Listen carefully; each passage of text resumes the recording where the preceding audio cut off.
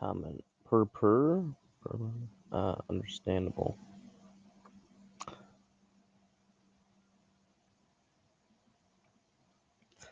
Yeah, big usual.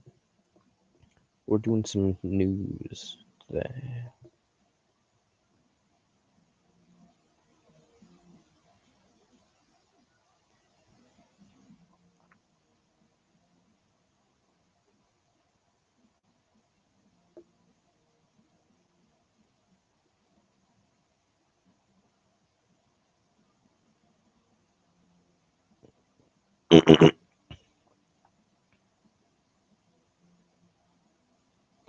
We're gonna do two takes today. We're gonna do a couple different things. We're gonna watch this video.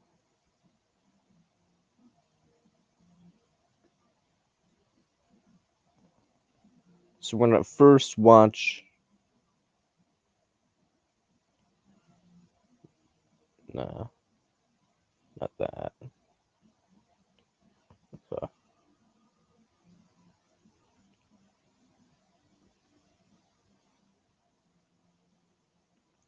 So, we're gonna watch. You don't show that you care by writing. This video is going to be interesting. Today. We're just gonna painism. It's the belief that suffering is bad. Basically, same. It's very close to negative utilitarianism. Only it's a little bit more of like a rule-based thing where it prioritizes suffering or subjective experiences that aren't tolerable over subjective experiences that are negative but tolerable. So, Hadar today. Interesting. Okay. I don't know what that is, but Even if you have heard 1,000 different reports about the Israeli-Palestinian conflict, I promise you that this will give you a new perspective. I will be talking about the settlements, the occupation, the two-state solution, Islam, Jerusalem, the solution, and a whole lot more. Before I break down the Palestinian narrative, a small trigger warning. I like facts. If you don't like what I'm saying, then bring me facts that contradict what I'm saying. If I say that Jerusalem is not mentioned in the Quran, or that the Jews said yes to the partition plan in 1947 and the Arabs said no, or that there was no such thing as a Palestinians in the 18th century, then feel free to prove me wrong. Send me a link to a letter from a pilgrim to the land of Israel who says that he met a nice Palestinian. I'm asking you to challenge me. If you just write me that I'm Zionist or that I'm biased or that I've received money from the Israeli government to make this video, those aren't actually arguments. And for your information, I am completely against it. Ethnic cleansing is a very powerful expression. If in 1948 there were around 700,000 Palestinians and today there are 7 million in the land of Israel, you can't really use this term. However, if you want to use the words ethnic cleansing, you can do so to describe what happened to the Jews in Arab countries. In Morocco in 1948, there were 265,000 Jews. Today there are around 2,000. In Iraq, there were 135,000 Jews in 1948. Today there are fewer than 10. Algeria used to be home to 140,000 Jews. Today there are fewer than 50, and I can go on. It is Muslim countries who perpetrated ethnic cleansing on the Jews.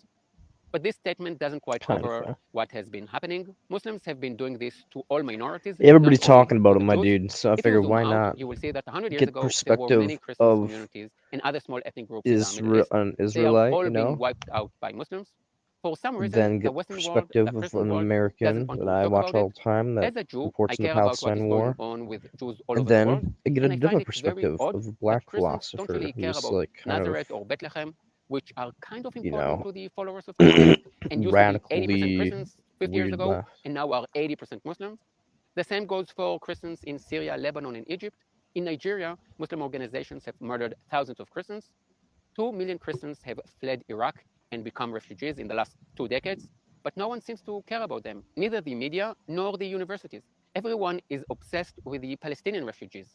Did you know that the UN has two agencies for refugees, one for hundreds of millions of refugees all over the world, and another one called UNRWA, which is only for the most Yes, privileged negative refugees on utilitarian earth, doesn't the matter who Palestinians? is in need. It just matters that someone's in need. So the fact that we're ignoring all these other refugees just kind of seem like there's bias a little bit, you know. Don't just take my word for it. Check it out for yourself. So let's talk about the story the Palestinians like to tell and the media like to repeat. The Palestinians lived in Palestine for hundreds of years. They lived peacefully alongside a small Jewish minority until the rise of Zionism, a colonialist movement which, under the umbrella of the European imperial powers, started kicking the Palestinians out of their land and homes, causing the current situation. And now for the facts. In the long history of the land of Israel, there was never such a thing as a Palestinian people until the 20th century. Millions of pilgrims have come to the land of Israel over the last 3,000 years. They've come across Jews, Arab, Christians, Muslims, Druze, Turks. They've never met a Palestinian. Now, you might say, regardless of whether they have existed as a nation, all people should enjoy human rights and all people should have the right to identify themselves as they wish. And I agree. I mean, I think rights are silly stuff, but I think they're useful concepts. So I guess I agree. So, in fact, people can just identify whatever they want. It's a little weird, but I mean, huge throw. You have the right to identify yourself however you like, but you don't have the right to reinvent history. And the history of the Fact. region is very clear. This is probably the most documented piece of land on the planet. There is a very good book, a very ancient and popular book about the connections of the Jews to Judea. It is called the Bible. Now, wait. I know what you are thinking. He's going to say that God gave this land to the Jews. And no, if you believe that God gave this land to the Jews, great. And if not, also great. The undeniable point is that there is a strong connection between the Jews and the land of Israel. There are thousands of books from the last 3,000 years that write about Jews and the land of Israel. And in archaeological digs, we find Jewish coins, Jewish texts, and Jewish artifacts. There isn't a single book or piece of archaeological evidence that point to a Palestinian people. You don't like what I'm saying? Then prove me wrong. But it is much more than that. The connection of Christian and Muslim to Jerusalem is based on the Jewish connection. Jesus was Jewish, and the connection of Muslims to Jerusalem is also based on the Jews. Let me explain. I will go even further and say that Jerusalem was never the capital of a Muslim empire. It was always Cairo, Damascus, or Baghdad. Jerusalem was mostly important to the Muslims when they were fighting against the Jews or the Christians. Under Muslim rule, Jerusalem was often a very neglected city. This makes sense as Jerusalem, which is mentioned some 600 times in the Jewish Bible, isn't even mentioned once in the Quran. Chapter 17 of the Quran talks about the night journey of Muhammad. He ascended from Al Aqsa, which means the most faraway mosque. How did it come to be associated with Jerusalem? In order to understand this, you need to go back to the Jews. The Jews had two temples on what is now known as Temple Mount. The temples were located on the holiest site for the Jews, which is the top of Mount Moriah. The first temple was destroyed by the Babylonians, and the second was destroyed by the Roman Empire. 60 years after the Romans destroyed the temple, the Jews rebelled again, and the Romans changed the name of the region from Judea to Palestina, and this is how the name came to be. By the way, Israel did not bomb that hospital. We'll get into that. We'll get into that. It was intended to disconnect the Jews from the name Judea. 700 years after the destruction of the temple, the Muslims colonized the land of Israel and said that Muhammad When we get descended to into that, heaven I'd love to hear from the your place take. where the Jewish temples stood. Now, at this point, you may well be saying, what? The Muslims believe that Muhammad ascended to heaven from the exact same spot that is the holy site for the Jews, and this is not written in the Quran? Yes, and if you find it strange, that's because you don't know Jerusalem. Nothing makes a place more holy than competition with another religion. The Muslims took the place which was the holiest for the Jews 1500 years prior to the existence of Islam and made it their third holiest place. Don't believe me? Here is a pamphlet of the Waqf, the Muslim authorities that say that this is the location of the Temple of King Solomon. Although what I'm saying here is very basic history, there is a good chance you don't know about it, and I don't blame you. You hear so much about the conflict, but the media tends to forget the basics. Jerusalem was always the center of Jewish life. Muslims turn their back on Jerusalem when they pray towards Mecca, and Jews pray towards Jerusalem. When Jews get married, part of the I ceremony watched is to this say video that we will never yesterday, forget by the way. Jerusalem. Jews I have just thought it almost was always interesting, lived. so I'm watching it again. But yeah, basically, at this point, they're talking about how basically this never really been a history of Palestinians in Israel and how they're kind of just making up their own modern like things. Like I'm like, yeah, that temple right there, totally ours. So In shit like Jerusalem, that. even under the harshest conditions. Since the 13th century, the Muslims haven't allowed the Jews to pray at their holy site, the Temple Mount, and the Jews have had to pay extra taxes and suffer harassment. They have even had to pay the Muslims a fee to pray at the Western Wall, the closest to the Temple Mount they were allowed to pray. The Islamization of Jewish sites hasn't only happened in Jerusalem. In Hebron, one of four cities that are holy to the Jews, there is the Cave of the Patriarchs, which, according to tradition, is the place where Abraham was buried. To humiliate the Jews, Muslims didn't allow them to enter the building, and Jews were only allowed to walk up to the seventh step. Only in 1967, when Israel liberated Hebron, were Jews allowed for the first time in 700 years to enter the second holiest place for Jews. Why do I say liberated Hebron and not conquered? I will get to that in a minute. And now we get to the interesting part, the 19th century and Zionism. Jews have always migrated, or as we say in Hebrew, gone up to the land of Israel. In the 17th and 18th centuries, Jews came from all over the Jewish world, from Europe, from North Africa, from Yemen, in small numbers due to the harsh conditions, but there was always a steady movement of Jews coming to Israel. The first Zionist Congress was held in 1897, but 50 years beforehand, in the 1850s, there were more Jews than Muslims in Jerusalem. In the rest of the land, yes, there were more Muslims, but it is important to know that even before the start of the Zionist movement, there were dozens of Jewish settlements in the land of Israel.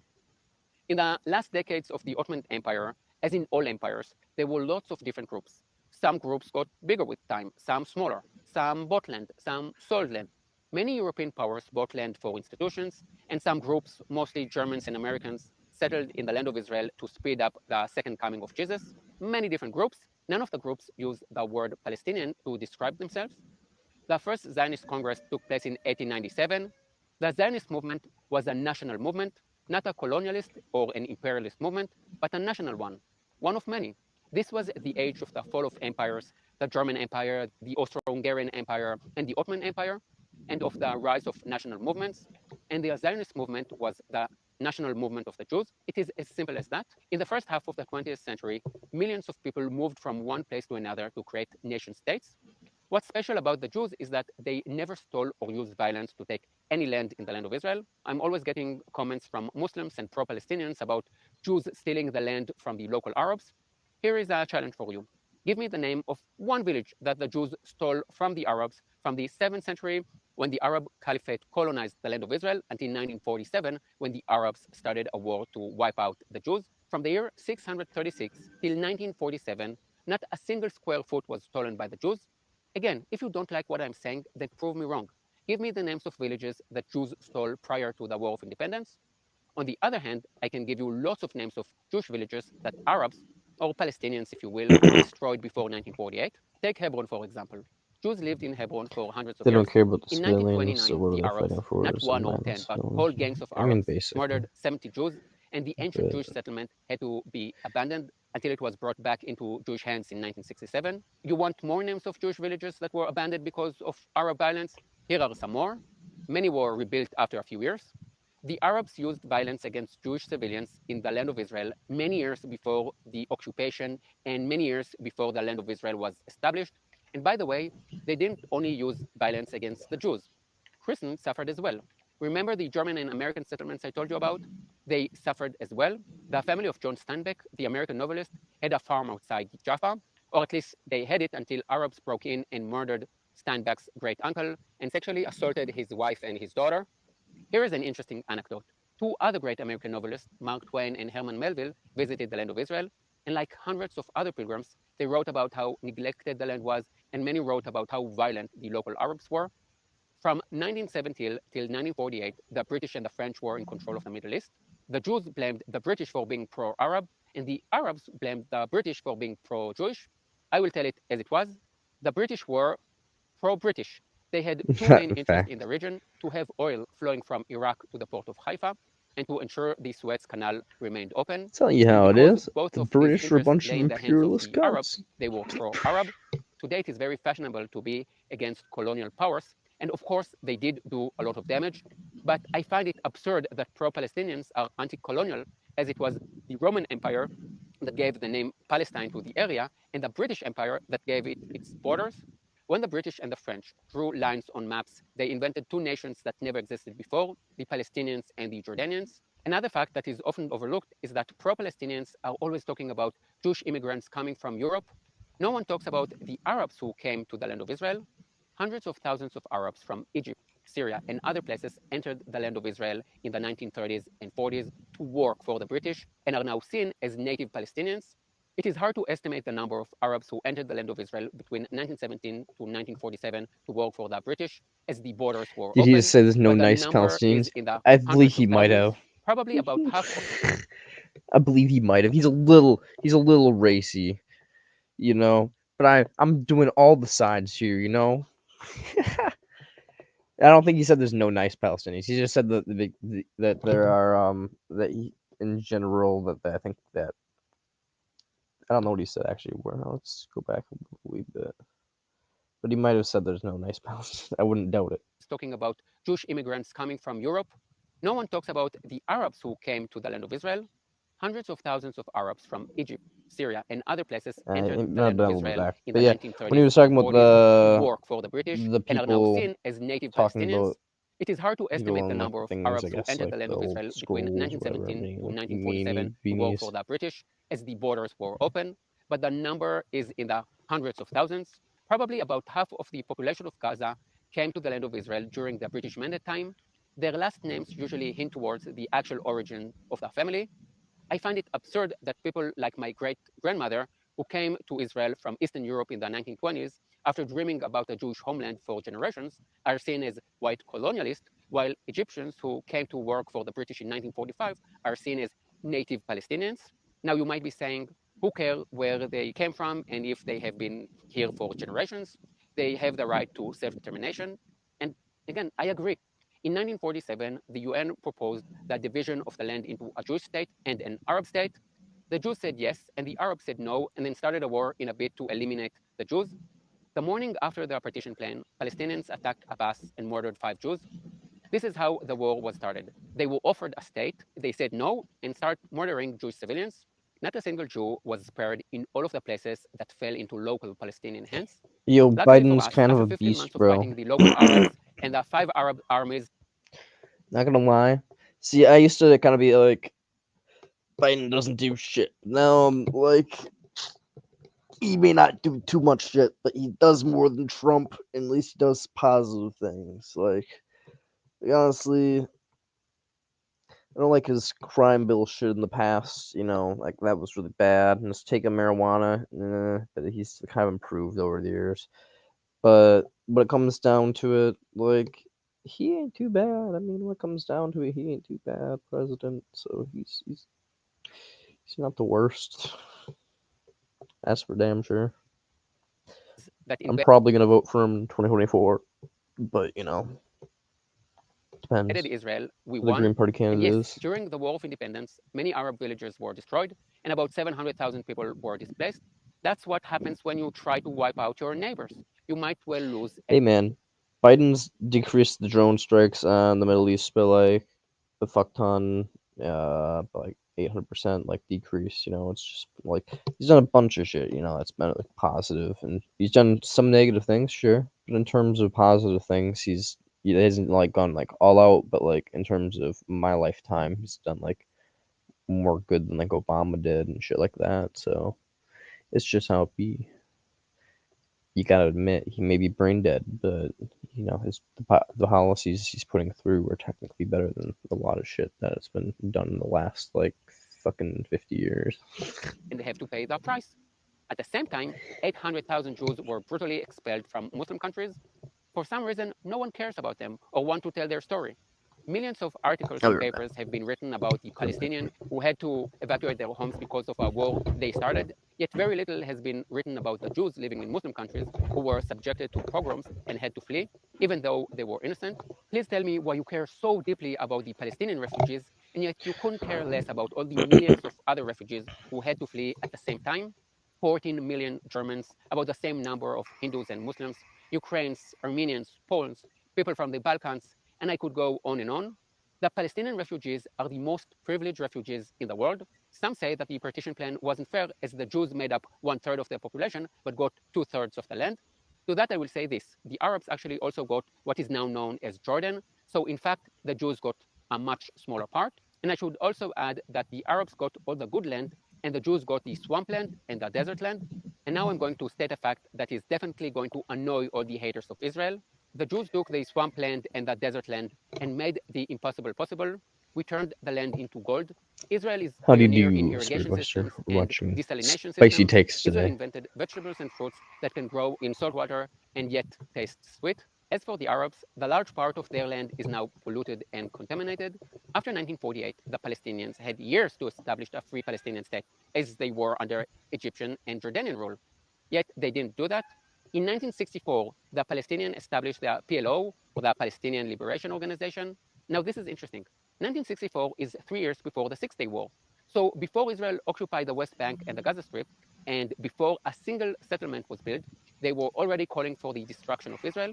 When the Arabs say free Palestine, they don't mean we want an independent Palestinian state next to Israel. What they want is a Palestinian state that replaces Israel. The Palestinians kept rejecting all offers made to them from 1947 till 2008, when Ehud Olmert, the Israeli prime minister, offered the Palestinians all the West Bank and East Jerusalem as their capital. They said no to every offer that was made to them, invested all the money they received from the world in terror, and then cried that they were their victims. The Palestinians do have a harder life than we Israelis, but they only have themselves to blame. So, what is the solution? When will there be peace? Not in the near future, because this conflict is not about the land. I've already told you that even before the Six Day War and even before 1948, the Palestinians were trying to wipe out the Jews. Here is another example. Take Gaza. In 2005, Israel withdrew from the Gaza Strip. Gaza is now an Israeli and Jew-free area. But we'll get The into the Palestinians get hospital more money bombing. than any other group on the planet, from the US, from the European Union, from Arab countries, from the UN. And what do they do with this money? Infrastructure, education? No, they build tunnels and buy weapons to kill Jews. Why do they do that? The Hamas constitution makes it very clear. The first sentence is Israel will exist until Islam wipes it out. It doesn't say we want peace. It doesn't say we want a Palestinian state. It clearly says until Islam wipes it out. They want a Muslim caliphate. I respect Hamas for wanting only, for actually expressing and being clear about what they want, which is to eliminate Israel. Personally, I want the Palestinians to have a democratic state with human rights and freedoms. And I wish for all Arabs and Muslims to have the same. But what I want is not necessarily what they want. To solve the problem, you need to understand the problem. And the problem is made up of two things. One which Westerners don't understand anymore, religion, and one which Westerners don't want to talk about, values. Religion plays no role at all in European politics. In the US, politicians I, do say, God bless America, and the European debate surrounding politics. I abortion don't is know about partly that. I'm religious. not But when it European, comes but to this foreign seems to be policies, you religion. don't hear American generals talk about spreading the word of Jesus. In the Not as Muslim much world, as it is them, very but yeah. different. When Arabs kill Jews at a music festival, or Christians in a school in Nigeria, or one another in Syria, Yemen, Libya, what is it they shout? Allah Akbar, God is great. Jihad is a religious war against the infidels. To many Europeans, the words infidels and heresy probably remind them of dark days that played out hundreds of years ago when Catholics and Protestants were killing each other. Sadly, this is still the situation in some parts of the Well, Muslim yeah, world. your Just think mom's about the organizations you hear about in the kind of Muslim world: Hamas, Hezbollah, not Islamic plain Jihad, smart ISIS, from Al a Qaeda, Boko diplomatic Haram, the approach. Taliban. These aren't national organizations, they are all religious organizations. Now, let's talk about the bigger issue: values. Lots of people run from this as if they were running from fire because the biggest concern is potentially being called a racist. I want to be 100% clear here, although I know that some will do their best to misunderstand me. If I say that men are more violent than women, does it mean I hate all men? No. Does it mean that I think all men are violent? No. Does it mean that there are no violent women? No. But if in almost all countries, more This is than what people 90% of say. those in This jail is what are men, fucking then you racists can say say all that the men are time. more violent than women. I believe you can criticize anyone for anything. You can criticize me as a Jew, as an Israeli, as a man, as a tour guide. You can criticize me for things I can't See, if he change, was like my saying identity, the and for the things I chose, religion like my is more profession, violent, the then I music I might like, agree. the fact that I'm a father. My identity is comprised of thousands of Sounds like different he's saying aspects, and you can Palestinians are more criticize violent. any So I'm one of like, them, and I can agree or disagree. sussy I can bucka. say, true, Israelis aren't very polite and they don't know how to form a queue, but I'm different. And I can also accept their criticism. If you are not a narcissist, you know that you're not perfect. I don't subscribe to the narrative that you are I think only he's just allowed to saying say every good things race has about its other groups and flaws, criticize your own. just like the I actually want to be spastic criticized. autistic I want to dude. be made to think, Yeah, to it's a be little, made to improve my it's a ways. little The Me Too sus. movement made me rethink the way I interact with women and made me more aware of the language I use. I criticize all groups: Americans, Germans, Britney Spears fans, ultra Orthodox Jews, women, Gen Z, and Muslims. I even criticize the most dangerous group of all: Israeli mothers. If a teacher writes that she is sick, there is no need for 30 get well soon messages. You don't show that you care by writing a message. You're just spamming my WhatsApp. If there were peace in all of the Middle East and only the Arab Muslim Palestinians Now he's were covering up with resorting to violence, humor. I would say, okay, maybe we are in the wrong.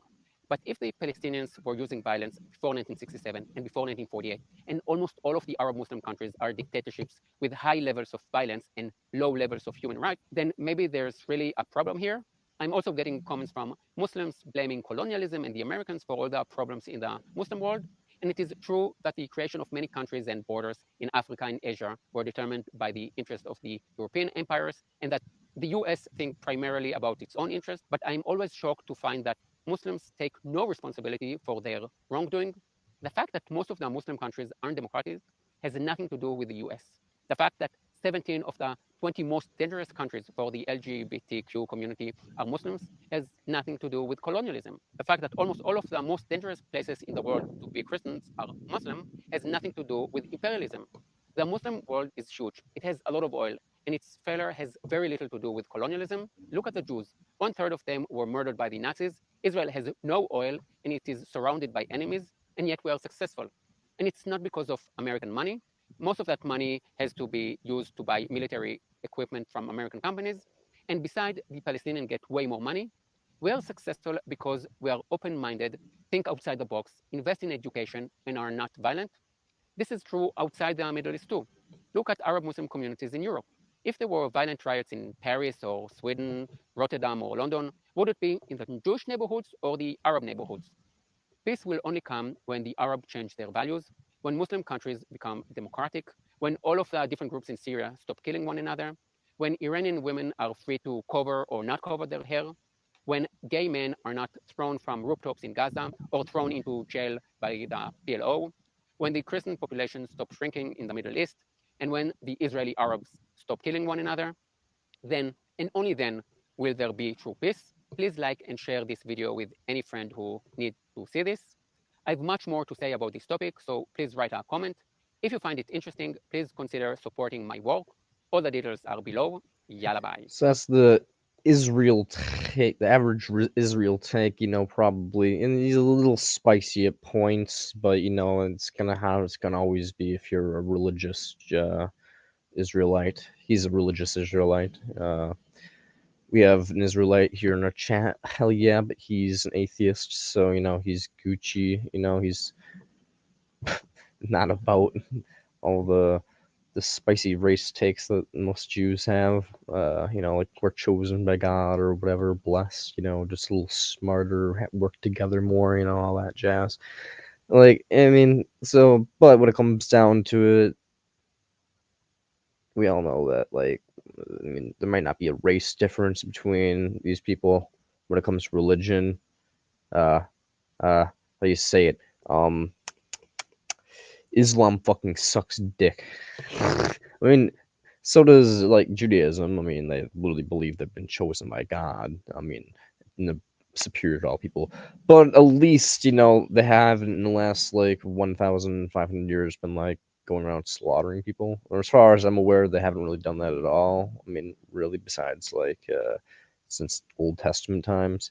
So kind of just like I mean, which one's a little bit more destructive than modern society? I kind of have to say probably Islam because as he just said, they're tossing ladies and gay people off roofs for like things that should have as rights long ago. But yeah, let's get into. Oh, I'm about to die in Fortnite, aren't I? Maybe I'm not gonna die in Fortnite. I'm still Gucci. 1 second. I'm gonna try to kill this dude. Maybe die in the process. Nope, I won. Ha, get dunked on in person. And now let's go and take another spicy, not spicy take. This is the American perspective that I kind of subscribe to as someone with very limited information. This But video is going it to be seems interesting, to be even if you have heard 1,000 different reports about the the Israeli-Palestinian most conflict. I accurate promise and you least that biased this will so give you a far. new perspective. I will be talking about the settlements, the So we're gonna occupation, the go to two-state the solution, least Islam. biased perspective that I can find. I mean, it's my boy Kyle Kalinske, so he always has unbiased, a little bit left, They don't but generally unbiased opinion East has, of when it course, comes to broken global out, news. and it's gotten beyond out of hand. I'm going to give you all the updates. Of course, there was a massive hospital bombing yesterday. I'll give you all the details on that, what we know, what we don't know. I'll give you my own take as well. We also have later on, Crystal owns a News Nation host, which is fun. I will be the stereotypical wife guy in that segment. So we'll do that. We also have Piers Morgan has a Palestine debate, and it doesn't go too well for him, if you ask me. And finally, we have Vivek versus Tiwa. Oh, I said his name properly. Why would I do that? I always want to go with Vivek because I refuse to deviate from phonetic spellings. that's my main thing when it comes to grammar. So anyway, Vivek versus TYT later on today, and even more after that. So stay right there. We're just getting started. Everybody do me a big favor and please click subscribe. And let's go ahead and dive into it. So here are the updates on war in the Middle East. And This to say is it's gotten ugly is secular understatement. I talk, mean, look, by it was the ugly way. from day number one when Hamas was massacring innocent Israeli civilians. That was as ugly as it gets. They took hostages, and then immediately in response, Israel decided, let's do collective punishment. Let's do a siege on all of Gaza. Let's do indiscriminate bombing of apartment buildings and mosques and marketplaces. And it's just, this is honestly the ugliest thing I've seen. I think this even surpasses, in such a short time frame, the scale of the devastation even surpasses things we've seen in Afghanistan and Iraq. So it's really as bad as it gets. So here are some of the updates here. In Gaza, there are now 3,500 killed. Now, that's honestly the low number. I've seen numbers over 4,000 as well. But according to this one, 3,500, 12,500 injured. Now, of course, this is with a hospital system that's on the brink of collapse. If not, it has outright collapsed. We have in Israel 1,400 killed. Now, remember that was overwhelmingly in the initial Hamas terror attack where they were going after civilians. Since then, all you've seen is the civilian death rate go up on the Gaza side and not really budge on the Israel side. There's 4,229 injured in Israel. In the West Bank, there's 62 killed, 1,251 injured. So for those of you who don't know, the West Bank is, of course, separate from Gaza, and there's like two different but related situations going on. Of course, in Gaza, there's the permanent military occupation, and Israel having control of most of Gaza's borders, and Egypt having control of the other one. And it's basically a permanent police state that Palestinians live under. The West Bank is not ruled by Hamas; they're ruled by Fatah, which is a more moderate organization. But also in the West Bank is where you have the illegal Israeli settlers, usually ultra-Orthodox, casually stealing Palestinian land. So separate but related issues. Most of the fighting in this instance, of course, is centered in Gaza. But West Bank, you still have 62 killed, 1,251 injured. In Lebanon, you have 17 killed and 6 injured. There's been sporadic fighting in Lebanon between Hezbollah and Israel, but it really hasn't been, an actual war between those two, at least not yet. Okay. So in total, that's 4,979 killed, 17,986 killed. And remember, there's about 200 hostages that Hamas still has. Okay. Now, Hamas is saying, Israel, for the love of God, if you just stop the bombing now, we'll give you all of your hostages. Now, whether or not you take the word of Hamas is a separate question, but this is something that at least has been reportedly on the table, and I don't hear much in terms of an Israeli response. It seems to me, based on all the actions the Israeli government has been taking, it's almost like they view the hostages as a lost cause because they're doing the collective punishment, they're doing the indiscriminate bombing, and it's not good. Okay, so now let's talk about the good news from last night. Massacre at Gaza City Hospital. Explosion at Al Ali Baptist Hospital, so it's a Christian hospital in Gaza City. 1,500 people were sheltering outside. Footage shows many dead, including kids. Health Ministry, so the Palestinian Health Ministry says at least 500 were killed. I've seen numbers as low as 200. I've seen numbers as high as over 1,000, just to tell everybody what's out there at the moment. Palestinians blame Israeli airstrike. Israel blames failed Islamic Jihad rocket launch. There's protests in the West Bank and Jordan and Tunisia and Lebanon. In fact, there were protests in Turkey where they were trying to storm a U.S. military base as well. And by the way, we'll get to this a little bit later on, but it looks like this was the final straw for a lot of the Arab nations that were planning on talks with Israel and the United States. They saw this and they said, I can't do it. I canceled the meeting. No interest whatsoever. So this has led to a tremendous backlash. Now, I'm going to give you everything that everybody's saying on this issue. And then at the end, I'll tell you what my take is. But let's go ahead and go through it here. So I want to play for you. This is the only verified video, and I believe it was verified by the Washington Post, of the moment that the hospital was hit with the missile. So let's take a listen.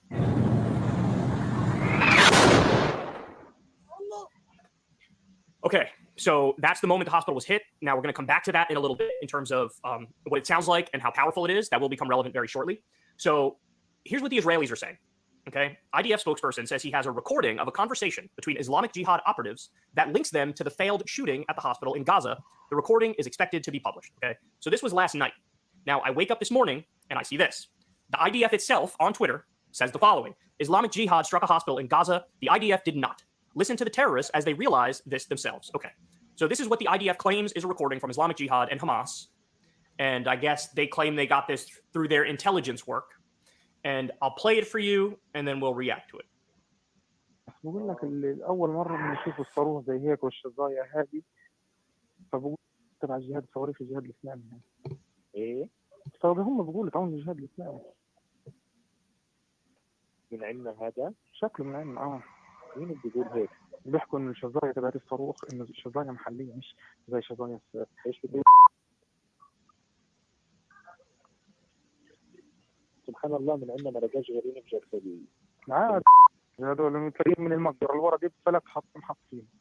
ايش ده؟ بتلاقيهم طالعين من المقبرة اللي ورا المستشفى المعمداني دي اللي هو فسه ونزل عندهم. هو في مقبرة وراه؟ المعمداني ولك عند الساحة بالضبط. هي وين لما تدخل على الساحة؟ أول ما تدخل على الساحة تدخلش على البلد عيدك اليمين في مستشفى المعمداني. عرفتها. So here are some points that people are making in reaction to this video. I personally can't verify some of these reactions, but I want to give them to you and let you decide. So some Palestinians are saying, well, that's not a Gaza accent. So that's not people who are in Gaza. Another point is, why is the sound quality so good while they're in a war zone, right? You don't hear explosions in the background. And believe you me, Israel has continuously been bombing Gaza nonstop.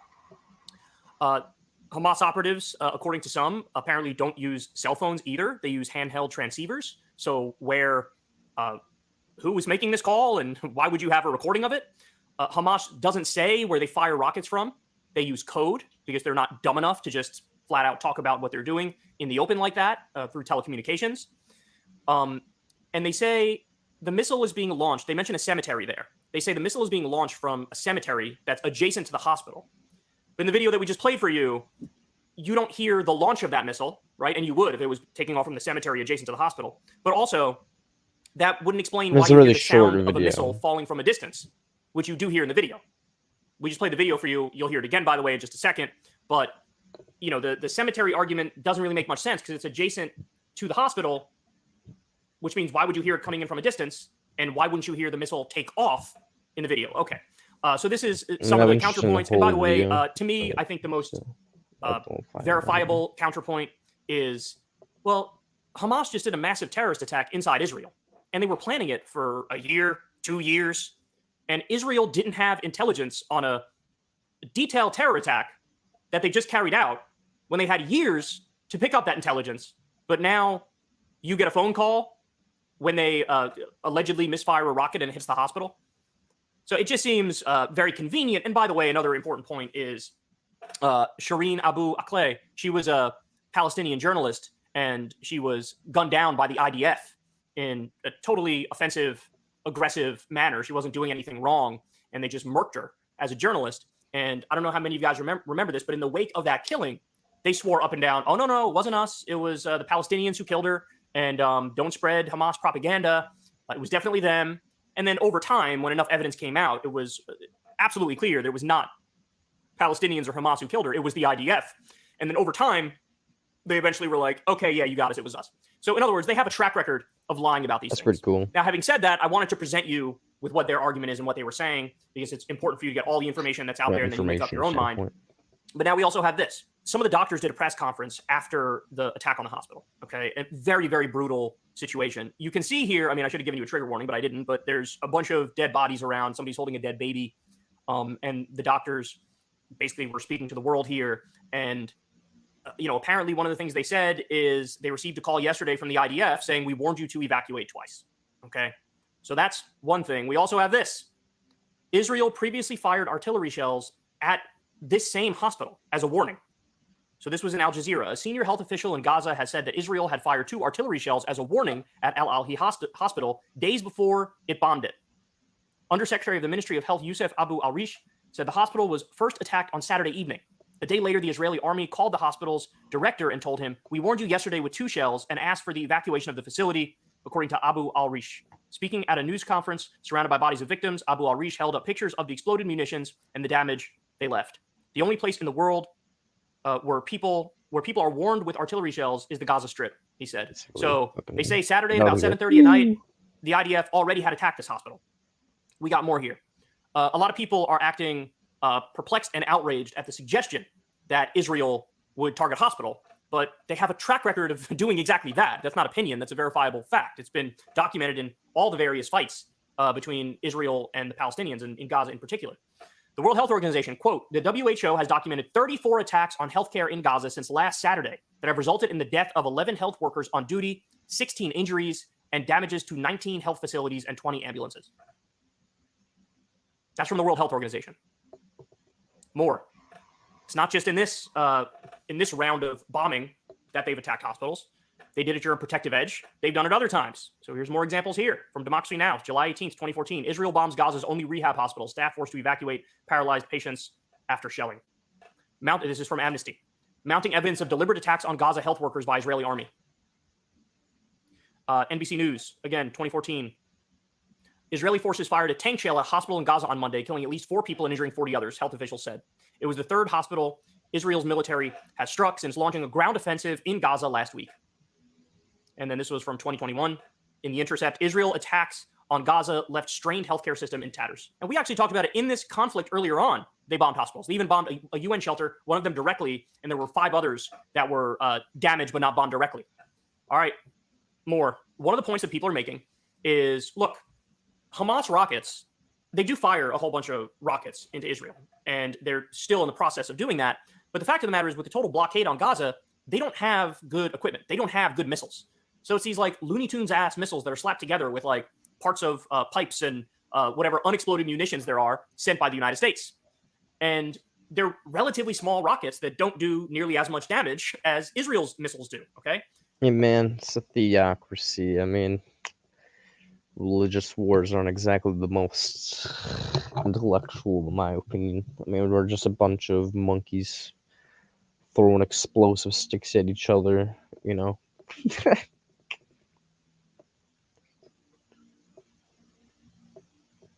So now you're going to listen to what a Hamas missile sounds like, and then you're going to compare it to what an Israeli missile sounds like, and subsequently what the missile attack on the hospital sounded like. So let's listen to it.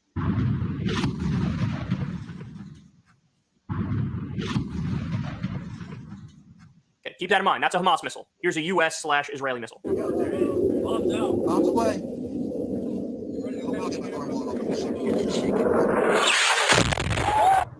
Way louder. It's not even close. Now here's the attack on the hospital. Look, I'm no expert, but that doesn't sound to me like it's from Hamas or Islamic Jihad, because they have these rinky-dink missiles, and that sounded like a legit powerful missile attack. All right, but more. I got more for you. In the wake of the bombing of the hospital, Israel, the government, the officials, and some of their supporters online were really scrambling to try to control the narrative. So initially, somebody who describes themselves as like, you know, the deputy media advisor to Netanyahu or something like that, this dude comes out and he celebrates. And he goes, the IDF just took out terrorists that were, you know, hiding in a hospital in Gaza. And as soon as the civilian death toll became apparent after the bombing, I think within 4 minutes, the dude deleted the tweet and said, well, Israel doesn't bomb hospitals. This was a misfired rocket from Hamas or Islamic Jihad. Now, people are sort of arguing over how direct this guy's connection is to the Israeli government. It's true that he was like sort of an online influencer who was big in Israel, but it's also true that Netanyahu like spoke at his wedding and says, hey, this is my media guy. It's kind of unclear if he's in an official position with the government where he is the mouthpiece of what's going on, or if he's just a dude sort of like who's doing freelance work and just like propping up the Netanyahu administration and singing the praises of Israel. But that's neither here nor there, because, and we'll get to it in a little bit, there's even instances of the State of Israel Twitter account tweeting out misinformation, where they even have to acknowledge, okay, we were wrong. This is misinformation. Okay, so here's one example. This one is not the State of Israel. This is just a pro-Israel Twitter account. Old video shared with a claim that Hamas failed launch of rocket and misfired a hospital in Gaza. So this dude, this Mossad account tweeted, Gaza hospital bombed. IDF was not operating in the area. It appears to have come from a failed Hamas rocket. And here you see the videos that are being posted, but one of those videos was shared all the way back in 2022. And so basically it's a fake. It's a fake. It was used to spread misinformation, to immediately try to change the narrative and blame it on Hamas or Islamic Jihad. Another example of it here. So Israel tweeted out, here, Robert Mackey, who's a great journalist, he says the following, responding to Israel. This tweet was just edited to remove video Israel presented as evidence that Gaza hospital was struck in an outgoing barrage fired by militants, likely because New York Times reporter had already noted the clip was recorded about 8 p.m. local time, 40 minutes after hospital strike. So in other words, the initial reaction was, from some, was to celebrate that the attack on the hospital happened and to say, we went after terrorists. Then that changed to, no, actually it was Hamas or Islamic Jihad, and here's a video that proves it, but the original video they were showing was from 2022, so it was misinformation. Then it changed to, no, here's a different video that proves it, but the different video that proves it was from 40 minutes after the attack happened. So you have the story changing multiple times here in a very short time frame. And it seemed like they were scrambling to try to come up with a narrative and stick to it. So while all of this is happening, even many Western reporters were sort of calling BS on the Israeli government. So here's a BBC reporter. Listen to what he says. The Israeli military has been contacted for comment and have said that they are investigating. But, it is hard to see what else this could be, really, given the size of the explosion, other than an Israeli airstrike or several airstrikes. Because, when we've seen rockets being fired out of Gaza, we never see explosions of that scale. We might see half a dozen, maybe a few more people being killed in such rocket attacks. But we've never seen anything on the scale of the sort of explosion on the video I was watching earlier, which, as you say, is still to be verified. The Israeli military. So look, usually many in Western media just take whatever the IDF says and they're stenographers. And they're like, yeah, this is what happened. But now you're even beginning to see some skepticism among Western media. So we have another example here. This is on MSNBC. This is on MSNBC. I know, shocking, but listen to what they say. Well, this is an absolutely classic fog of war situation, and we should be really clear. NBC News is not able to get to Gaza right now. The Israeli border is sealed. The Egyptian border is sealed. Our teams are not able to get there and to verify this directly. We should also say that the Israeli military at this point is not providing any evidence to back up its claims that this was a Palestinian Islamic Jihad rocket. They are citing. They have since provided what they say is the recorded phone call where Palestinians admit to it, just to be clear. Intelligence that they have not yet made public. We should also say that this kind of death toll is not what you normally associate with Palestinian rockets. These rockets are dangerous. They are deadly. They do not tend to kill hundreds of people in a single strike. In the West. So there you have BBC, MSNBC all saying, look, I mean, the Occam's razor explanation here is that it was Israel. So what's my conclusion? What's my take? Look, based on the size of the explosion, based on how many casualties there are, even at the low number I saw was 200. The high is over 1,000. Most people are reporting 500. But based on that, I don't see how it could have been a Hamas rocket or a Palestinian Jihad rocket. They just don't have that kind of firepower. And then the other thing is they've been bombing hospitals already. And they've even been warning hospitals, hey, evacuate because we're going to bomb you. So, who's responsible for the missile attack in Gaza in the Palestinian territories? I would argue the same people who just launched over 6,000 missile attacks in Gaza in the Palestinian territories. And all this pretend now is concern. Oh my God, we would never, it's a hospital. We wouldn't go after civilians. You guys are still in the middle of doing a medieval style siege. No food, no fuel, no electricity, no water in half of Gaza. And even the other half where they say they turned it back on, there's still probably only a tiny percentage that are actually getting water because they bombed the tunnels and also the water pipes. And without the electricity, you can't even get the water. So you're doing a medieval style siege where you're doing collective punishment against over 2 million people. How are we supposed to now all of a sudden think like, well, no, okay, you bombed 17 other hospitals and nobody's denying they're bombing apartment complexes and a mosque and open air markets. Nobody's denying any of that. So, you targeted all these other civilian infrastructure places, but you would definitely draw the line at hospitals, even though you've previously bombed hospitals. Now, you might say, well, then why would they deny it if they've already bombed them previously? It's all PR. As soon as they realized that the death toll was really, really high, they're trying to save face. And like I said, there are real serious consequences to doing this, apart from just the civilian death toll.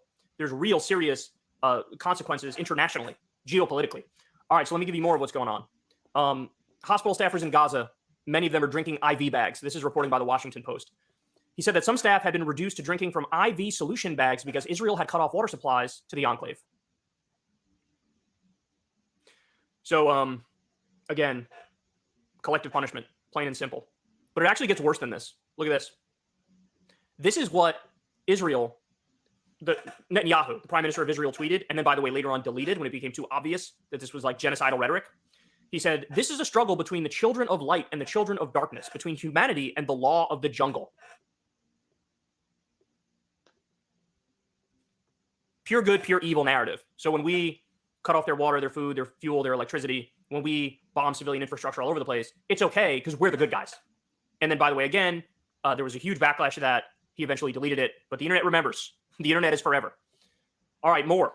So the US, the UK, France, and Japan voted against a UN Security Council resolution on Gaza. Well, and in that resolution, they called for an immediate, durable, and fully respected humanitarian ceasefire, a secure release of all hostages, safe evacuation of civilians, unimpeded provision and distribution of humanitarian assistance.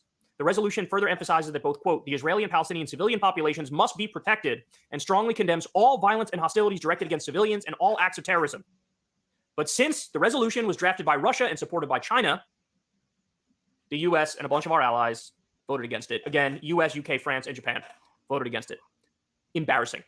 Embarrassing. Look, in the Russia-Ukraine situation, the Russia's illegal and offensive invasion of Ukraine, I'm on the side of Ukraine. They're the victim. They're the victim. So in that instance, Russia is dead wrong. And I think they're imperialist. And I think they want to get their hands on a lot of the natural gas that was found in Ukraine. But that's neither here nor there. They're wrong in that issue. They're correct on this issue where they say, hey, let's protect all these civilians. This is kind of crazy. Now, they're not doing it in Ukraine. They're massive hypocrites, right? They have no problem killing civilians in Ukraine. But in Israel, Palestine, they happen to be correct. I'll take it. And the U.S. says no. More. Here we go. So Republican Representative McCall is preparing authorization of military force against Hamas and Iran proxies. So they're drafting pro-war legislation as we speak. More on that. About 2,000 U.S. troops told to prepare for deployment in response to Israel-Hamas war. The troops wouldn't necessarily go to Israel or Gaza, but would likely arrive in a nearby country, a defense official told NBC News. To give you more on that, again, they say 2,000 U.S. troops have been put on prepare to deploy orders for possible support to Israel. The troops are not being sent anywhere yet, nor would they necessarily go to Israel or Gaza, but if they were deployed, they would go to a nearby country to be prepared to support Israel in the war against Hamas, the official said. Those who received the orders were already on 96-hour prepare to deploy status, which has now been shortened to 24 hours.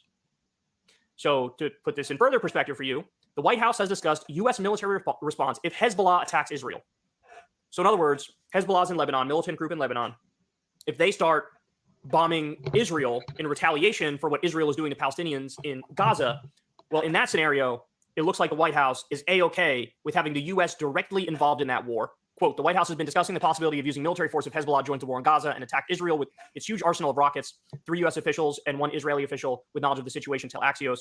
Lebanon-based Hezbollah joining the war would dramatically escalate the Middle East's worst conflict in decades, raising the likelihood of mass civilian casualties in Israel and Lebanon and possibly drawing in the U.S. The Israeli military, now focused mostly on Gaza, would have a significantly more difficult time fighting on 2 fronts simultaneously while missiles rain down on its bases and Israel's population centers. Guys, if Hezbollah gets involved and then the U.S. gets involved going after Hezbollah, we are off to the races for World War III. We're already kind of off to the races, but this would be the next step. Because then you drag in Iran. You drag in Syria. Russia and China also theoretically are aligned with those countries. We're on our side. It's, the U.S., Israel, many European countries. This is very dire. I don't think people realize how dire this is. And at the same time, as Israel is wantonly bombing civilian infrastructure all over Gaza, this is in the times of Israel, Israel has asked the U.S. for $10 billion in emergency military aid. For the love of God, if Joe Biden had a moral bone in his body, he would have to say, I'm not giving you another penny until you stop killing civilians. He would have to say that, but he's not going to say that. In fact, Biden has already come out in a press conference with Netanyahu. He's in Israel right now, by the way.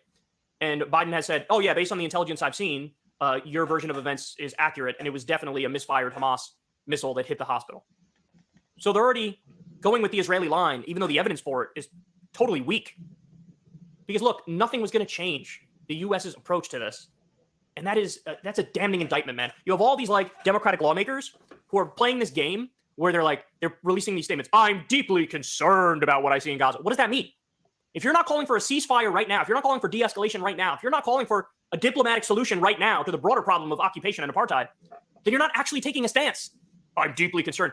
Some Democratic politicians are saying, a blast killed X number of people at a hospital. A blast? A blast. Well, I guess the blast better stop it. Jesus Christ, man. And we're going to arm them as they're in the midst of displacing over 1 million people and killing thousands of civilians and over 1,000 children. This is disturbing. This is disturbing. More.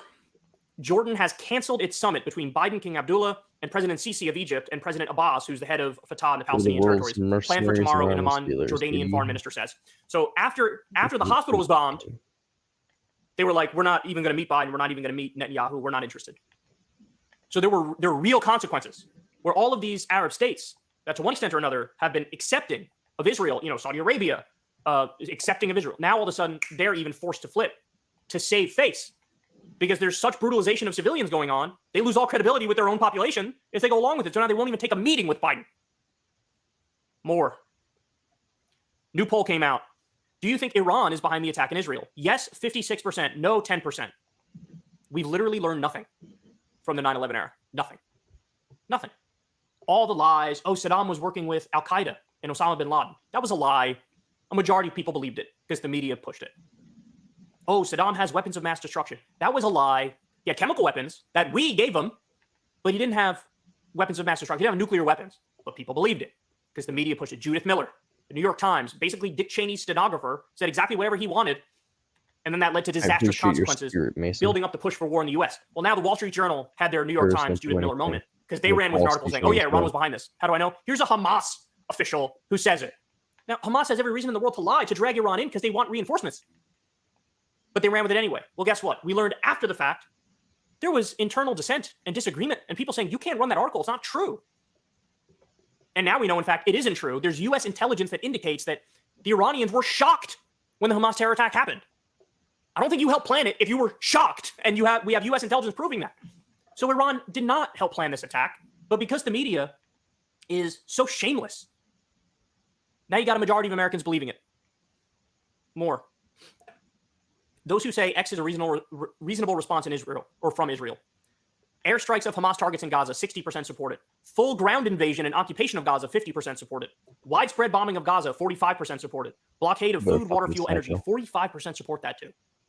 These are devastating numbers. Now look, I think the reason why these are the numbers is because the media was correctly outraged at the wanton disregard for civilian life among Hamas. They killed innocent civilians. They slaughtered them like barbarians, and they took them as hostages. You hang glide into a music festival and you start killing people left and right. Everybody saw that and said, holy shit, that's the incarnation of pure evil. And so then it's like, oh my God, we really feel really bad for Israel, of course.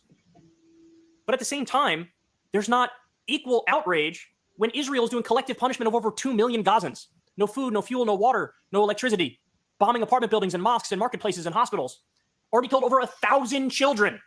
And I don't, it's just collateral damage. No, it is intentional. At this point, we know it's intentional. When you have, like with Operation Protective Edge, up to 80% civilian death rate, that's not a whoopsie. That's on purpose. They don't view Palestinians as civilians. In fact, the president of Israel said that in a press conference the other day. No, none of them are actually civilians. We think they're responsible for Hamas. They could have couped Hamas if they wanted to. They didn't, so they're responsible for Hamas. So none of them are civilians. This is what they think. So if the media covered that with the same tone and the same concern as they covered the initial terror attack, then the numbers wouldn't be like this. People would realize, hey, collective punishment is not the way to go. But instead, you got 45% of people say, yeah, blockade, food, water, fuel, energy, that's fine. Half say a full ground invasion and occupation of Gaza. Jesus Christ. All right, a couple more. So this is in the AP. Hamas militants opened unexploded Israeli missiles from previous strikes to extract explosive materials. This is how they make their bombs. They use Israeli missiles, which came from the U.S., by the way. They take the unexploded material and they put it in their own little rinky-dink Looney Tunes ass bombs. That's how they make their bombs. And so, yet again, it all comes back to the original sin. The illegal occupation, the police state, the apartheid, the illegal settlers, ultra-Orthodox, stealing Palestinian land, razing their villages to the ground with bulldozers. It all comes back to, you have Palestinians in Gaza in particular, in a police state, you bomb them all the time, and that's even how they get their ammunition to then attack you back. Because you bomb them to smithereens all the time, and now they're finding what remains of the materials and making their own bombs with that. What if you didn't bomb them? They wouldn't have the ability to make more missiles. Yeah, they use the tunnels and try to bring in stuff that helps them for bombing Israel, but they also use those tunnels for food because there's a total blockade. So they can't live without using the tunnels also for civilian needs. Yeah, but it wouldn't be possible for them to do sustained attacks against Israel if it wasn't for Israel bombing the shit out of Gaza all the time anyway. All right, final one. As all this is going on, quote, there is no humanitarian crisis. Israeli ambassador gets in heated clash over Gaza bombing in Sky News interview. We don't need to watch it. The segment's already way too long. Look at this. Now, to be fair, this was before the recent bombing of the hospital, but it was already when there was over 1,000 children who were killed, over 2,000 civilians killed overall, bombing of mosques and marketplaces and apartments, etc. And this woman came out during a medieval siege when they're drinking seawater to survive.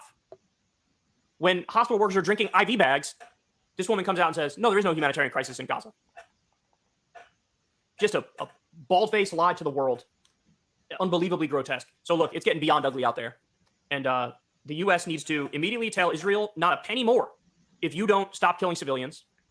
They need to press them for a ceasefire, make them get concessions, and then beyond that, get to the root of the problem, the core of the problem. Let's have a negotiation and give Palestinians human rights and political rights and justice. You could work out the specifics later. Is it a two-state solution? Is it a one-state solution? But we need to find a way to end this so the cycle of violence is nipped in the bud. But it looks like we're not going to do that. We're going to continue to give them a blank check as they massacre civilians. Unacceptable. Hey, y'all, do me a favor and like and subscribe. It helps out big time in the algorithm. Click the bell as well for We're the notifications when videos drop. time And watch that video on screen right now. achievers. You know you want to. Yeah, basically, the United States is just a giant mercenary organization that has like a bunch of custodians that have been hired to take care of the place, essentially. And that's like all the retail workers, McDonald's, and engineers and stuff, you know. But really, when it comes down to it, the United States is just one giant military organization that is designed to essentially be bought and sold when it comes to our resources, our military, our bombs, our guns, you know, all that good shit. And everything else in our economy just floats around in circles. That's why our own dollar is regulated by us, baby. Regulate our own shit. What are you gonna do about it? What are you gonna do about it? Nothing. Until China or Russia collapses us and becomes the world dictator. Then what happens? Then you're all fucked. You have to deal with our shit for us. Just kidding. I'm kidding. I'm just joking. But yeah, now let's get to the spiciest take of all that I've seen. I haven't seen this video yet, but I want to watch it. So, because I saw the title and I was just like, damn, son, what the fuck are you on about? Cheat Dizzle, chill. So let's, not liked, I'm fucking dying for it. Where's watch later?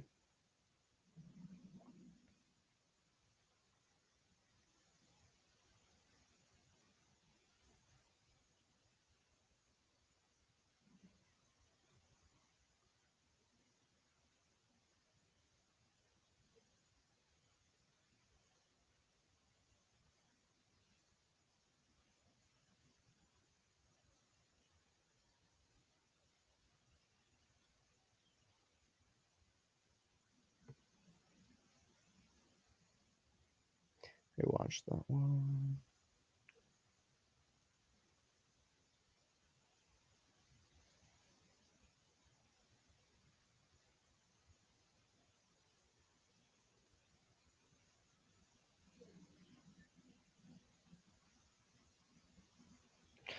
Oh, the spicy tag. Ooh, maybe it's just a clickbait title. Who knows, guys? This video is literally called "Don't Condemn Hamas." I genuinely have pretty to. much of your life is overdetermined by Israel's anxiety. The Israel. Let's see. I got a minute into this video and I was just like, we need to watch this live. On Thursday, I do a more politics show, but I'm going to hit you with straight politics today on Monday. And I'm going to tell you why you shouldn't just condemn Hamas. People say, it's popular to say, well, I obviously condemn the barbarism of the Hamas massacre big fat Jewish last booty. week. And then they go on and give their qualification. I was a girl about that how well there was an apartheid state. I met at the mall who's and I don't Jewish appreciate and Israeli very apartheid. I do not appreciate tan, Israel's thick as response she was of threatening 1 million people. kind of front, really should just run my with, dough. Very death, classic. but I obviously don't support the Hamas kind of annoyed. massacre of the music festival last week. But I'm saying It's I actually, flirty. I'm not going to go so Fine, she far as wanted to to have sex say with me, I but support she the really massacre, just but I blew my understand mind. it. All right, so they're in a very peculiar position, right?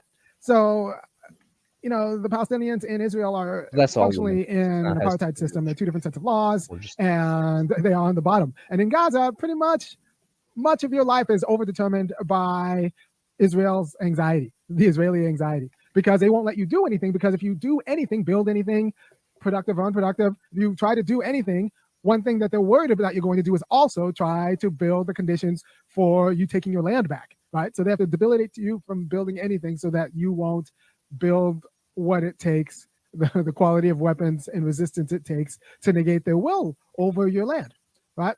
So there's an apartheid government. It's even worse in the West Bank, but there's an apartheid government that overdetermines what Palestinians can do in their lives and how they can form and how they can build and how they can organize together and what they can do. You put that together with a blockade from Egypt, who just kind of wants to stay in everyone's good graces, and the fact that the Palestinians are poor, and you have a situation where you're not particularly sympathetic. You are a degraded class who's not particularly sympathetic. And, you know, being black and South, I understand that, right? But there's nothing you can do against the Israelis because the Israelis are backed and funded and supported by the Americans. So the only way to end apartheid in Israel is to end the support from the U.S. And so how are you going to end the support from the U.S.? That's a question, because we don't care. We have our own problems, our own border issues, our own commitments, plus, the people who care the most about Israel and Palestine in the U.S. are, other immigrant Jews who are going, and people who've been paid by the state of Israel to go visit Israel and come back.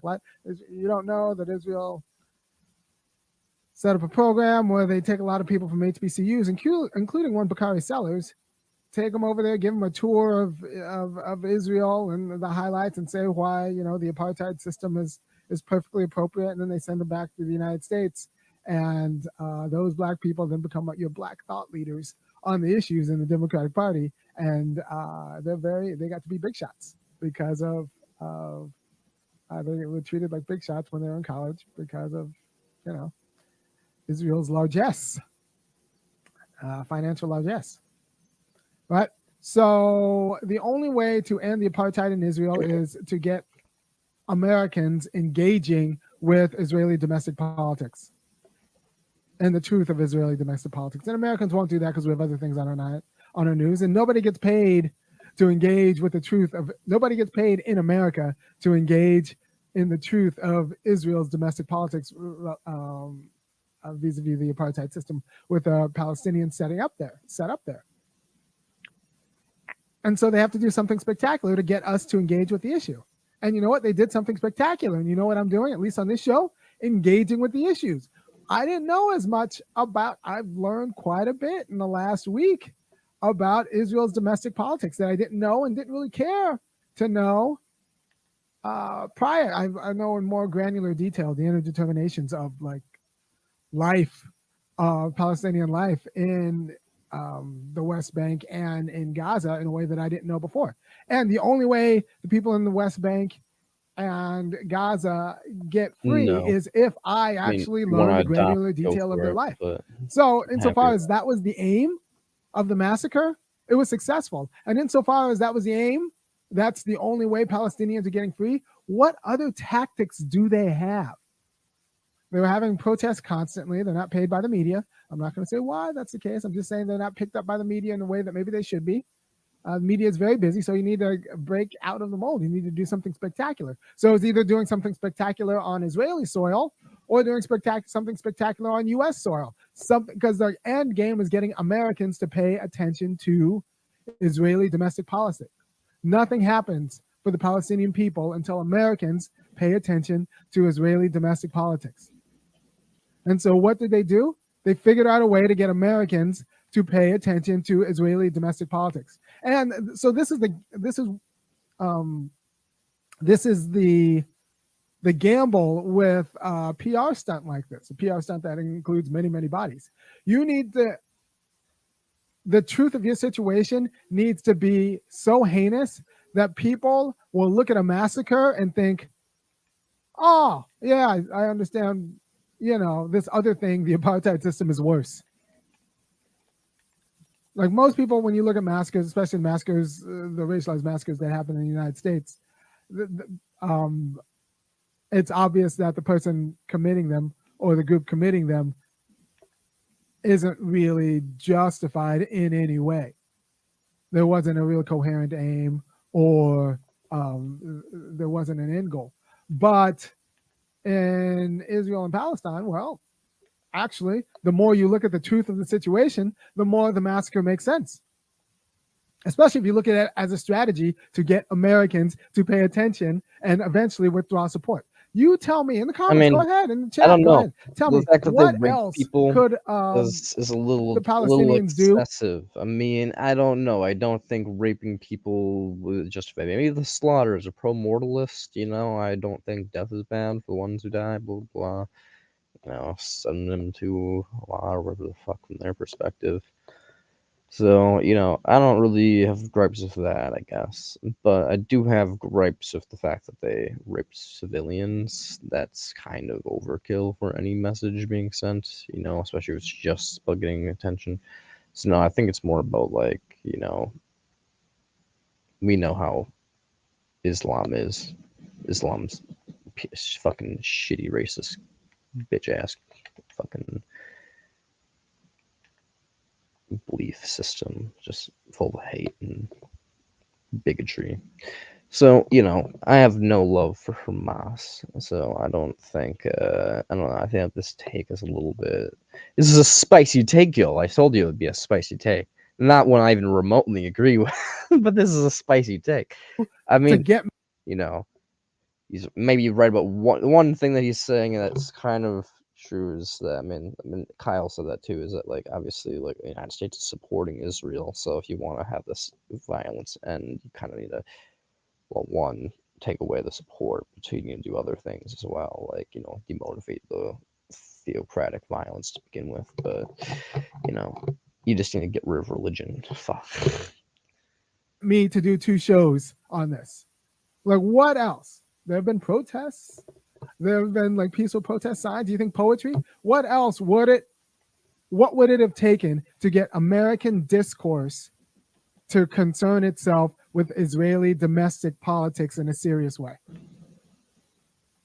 If you can name something in the comments or name something in the live chat, I'm open. But if you can't, then you have to admit that this was a pretty effective tactic insofar as it got me to talk about, not just me, other people to actually engage with Israel's domestic politics. Right? And that's the thing. So Israel's in a bind right now because they can't have Americans actually thinking too hard about Israel's domestic politics, because if they think too hard about Israel's domestic politics, not just the Israeli government, but the Israeli people, nobody looks particularly good. Right? So they need us in white hot anger about the massacre, but not actually thinking. So it can't sustain. In 3 months, exactly, the only thing that's going to survive is like as a historical incident, not the anger, but the antecedents, and this is going to be an event in a causal chain. So you could just skip the anger now and look at it as an event in a causal chain and just go back one step. What makes it the case that so many people coordinate to kill 1,000 people and kidnap another 200? It's probably something, unless it's some sort of group delusion. And then when you look, it's actually a pretty concrete thing. The horrendous conditions, the apartheid conditions in Gaza, and the horrible conditions in the West Bank. You don't own anything. Like, look, Americans, we have stand your ground laws. We will shoot you for just walking across our land unbidden. Palestinian land rights don't mean anything in Israel. Like, you have millions of people who, if they own something, their deeds do not mean anything relative to Israeli fears. There's a whole different judicial system for them. They can be eminent domain out of their land and without any redress. And that's just how they live. They can't build. You can't build. You can't have real plans. You're colonized, right? So, and the only way that system moves is if Americans actually study that that's really what's going on in Palestine. And Americans will not study that the situation of Israel's domestic politics and Palestine's occupation until we're forced to. And what this does is forces us to. So, I'm not condemning. I'm not going to be one of those people who says like, well, I obviously condemn the massacre and I condemn their tactics. I'm like, I don't know how else they would have done what they successfully done, which is get Americans talking about Israel's domestic politics. I don't know. I don't think a sternly written letter to the editor of the New York Times would have done it, but this did. And I'm actually, like I said, I'm low-key grateful that it happened on Israel soil, because turns out now we can have the conversation about maybe you shouldn't have a dance party next to a concentration camp. I don't like you can say that they were innocent. Well, they're having a dance party next to a concentration camp. Like if you're outside of slave plantation, and a group of runaway slaves, take you out. Well, maybe you shouldn't be so jovial in a slave state, right? Or Django. If even if you're on the plantation and you're having a party and the slaves revolt and they massacre everybody at the party, you could say that people are innocent, but like, what are you doing? What are you doing in Israel? You shouldn't be in Israel. If you have the means to get out of Israel, you should not be there. You should not be participating in a apartheid regime. And a lot of people in Israel have the means to get out of Israel. So see, spicy takes, don't have the means to get out of Israel, I don't agree with it. then But you spicy should take. be a little bit more vocal about being anti the current apartheid regime. But the That I problem agree is, with, but you should be. and you deal with the whites, you see this enough. You might want Palestinians to not be treated by second-class citizens, but you like the idea of a state of Israel more, and you like being in control more, or you low-key like having power over people, or at least being related to people who have power over people in a pinch. So you might support Palestinian liberation, but you just like your comfort a little bit more. And so they have to make your life a little bit more uncomfortable. Look, there's one of the reasons you do nonviolent resistance is to get people actually paying attention to the situation. And usually people pay attention to the situation with something spectacular or a spectacular overreach by the opposition. But one way to provoke a spectacular overreach isn't necessarily nonviolence. It's with a little bit of violence, or like a lot of violence. You could still provoke the same spectacular overreach. Like you had a massacre, and then you had the Israeli government response. You had the response by terrorists, and then you had the official Israeli government response, which is horrifying. Like before the massacre, Palestinians could have told you, look, these Israelis, they see us as animals and are looking for a reason and will not hesitate to flatten us and indiscriminately without caring about whether it's a military target or civilian target. They just think of us all as less than scum and are a problem for them. we exist as a nuisance to them. And then before the massacre, I think it's the same with both sides, because as we covered in the first video, I mean, there's a literal doctrine of the Palestinians, such as Islamic people, that says we basically want to wipe out the Israelites. So, Islam literally has it written down like, let's murk these folks. We're a bunch of theocratic cunts. And then there's Israel, which blatantly in the religions kind of states the exact same thing. Judaism kind of states like, lol, wipe out the non-believers and those of other religions, stone your son if he talks against God, all that good Old Testament stuff. We love it. So it kind of comes down to both sides, both view themselves as superior, and on the world stage are going to say otherwise. So, I kind of just don't like both sides when it comes down to it. I kind of hope they just bomb themselves out of existence. But, hot take from me. Israelis will say like, no, it's not that bad. We wouldn't do that. You're overreacting. And then the massacre happens and you see Israeli officials doing exactly that. So, we found the truth about a lot of people. And it encourages you to look at the truth of what's currently going on in Israel's domestic politics, which isn't pretty, which is wholly supported by us and won't be ended until we withdraw that support. And we won't also look at it until something spectacular happens and we're forced to look at it. And this is what being forced to look at it looks like. So look, if maybe you have some sort of wise other way to turn America's attention to Israel's domestic politics, but I don't. So in terms of tactics, both the aim and the tactics might be on point. It is what it is. It's an ugly world. Like I said, if it were up to me, I would just cede the Israelis Oregon and then make Palestine a neutral state, an ethnically neutral state, and they just hash it out. But it's not up to me. and America has a choice whether we arm Israelis and support Israelis in killing in their frontier colonial project in order so that they can establish their and sustain their ethno state. That's what peace looks like right now. People who just want to go back to peace, they want an ethno state. Or we admit that, like, if we're going to have an ethno state, we can't do it with someone else's land, and we just suck it up. Instead of arming the Israelis to kill Palestinians, we just cede our own land. If we support them so much, we should be willing to cede our own land, and that way they won't have to kill. Well, they might have to kill a few white Americans who feel very, very attached to land that they got about 100 years ago by killing Native Americans. Like I think I'd see them Oregon. Black people weren't allowed. I can say that because I'm not going to tick off any black people, because we weren't allowed to buy property in Oregon until 1926. It was founded as a white supremacist state. So, if you taking off the crackers in Oregon is not going to really might not be the worst thing in the world.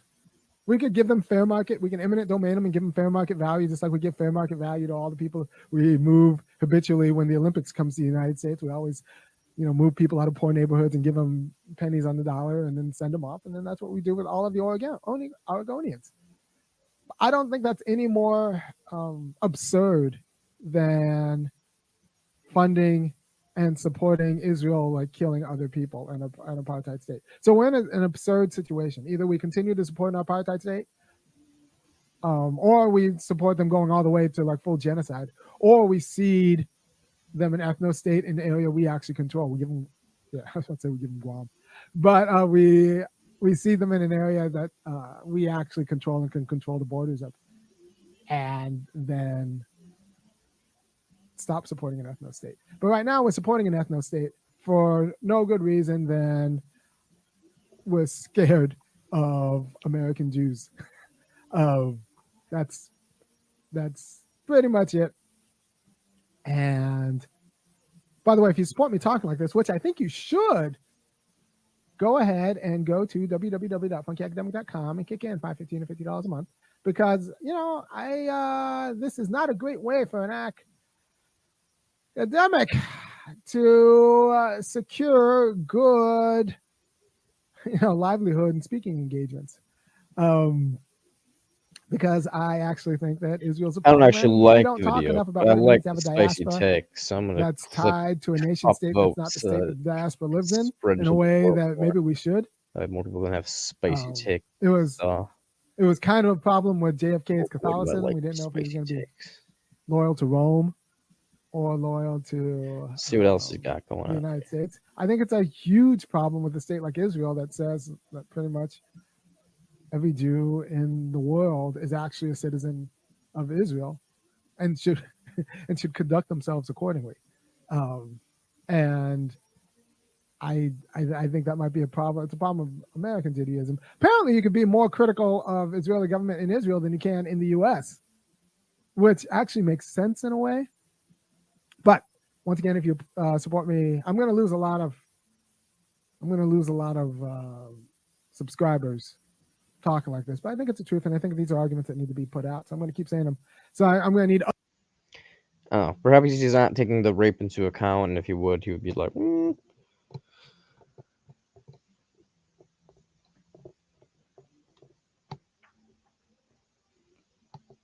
But, I'm gonna watch another one of his videos. I haven't watched him in a while. He's a really interesting channel.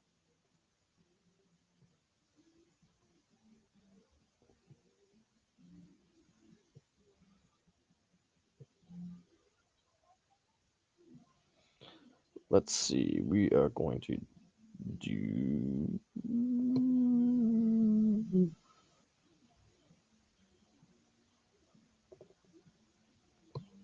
And stick on topic.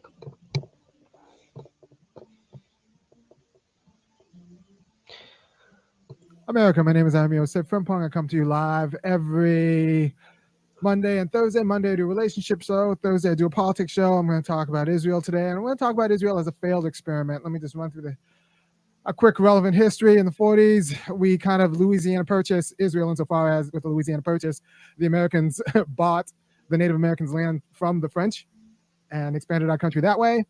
Turned out in the 1940s, the British gave the Israelis, created the Israelis with the Palestinians' land. So, they had this extra colony laying around because up until the 40s, the British still owned quite a bit of the world, including my ancestral Ghana. So the Israelis had land. They were just not the Israelis. The British had land they were giving away because they thought it was theirs. It turns out they were colonial power, and they kind of gave their colonial power land to the Jewish people as a recompense for the atrocities that were suffered from the genocide. And it kind of made sense that history kind of suggested that there was no land in which Jewish people would remain safe. So we got to give them a land because they're people too. I can understand the argument. I mean, that's not as offensive as the problem was we gave them other people's land. Like I'm for moving Israel. I'll get to that later, but I'm pro moving Israel. I like the Michael Chabon solution where we just kind of put Israel in Alaska, or we could kind of cede them New Mexico. Look, if we're going to defend a state and we're going to be casual about guaranteeing these people a state, an ever expanding state, because you can, it's a mixing of property rights and birth citizenship.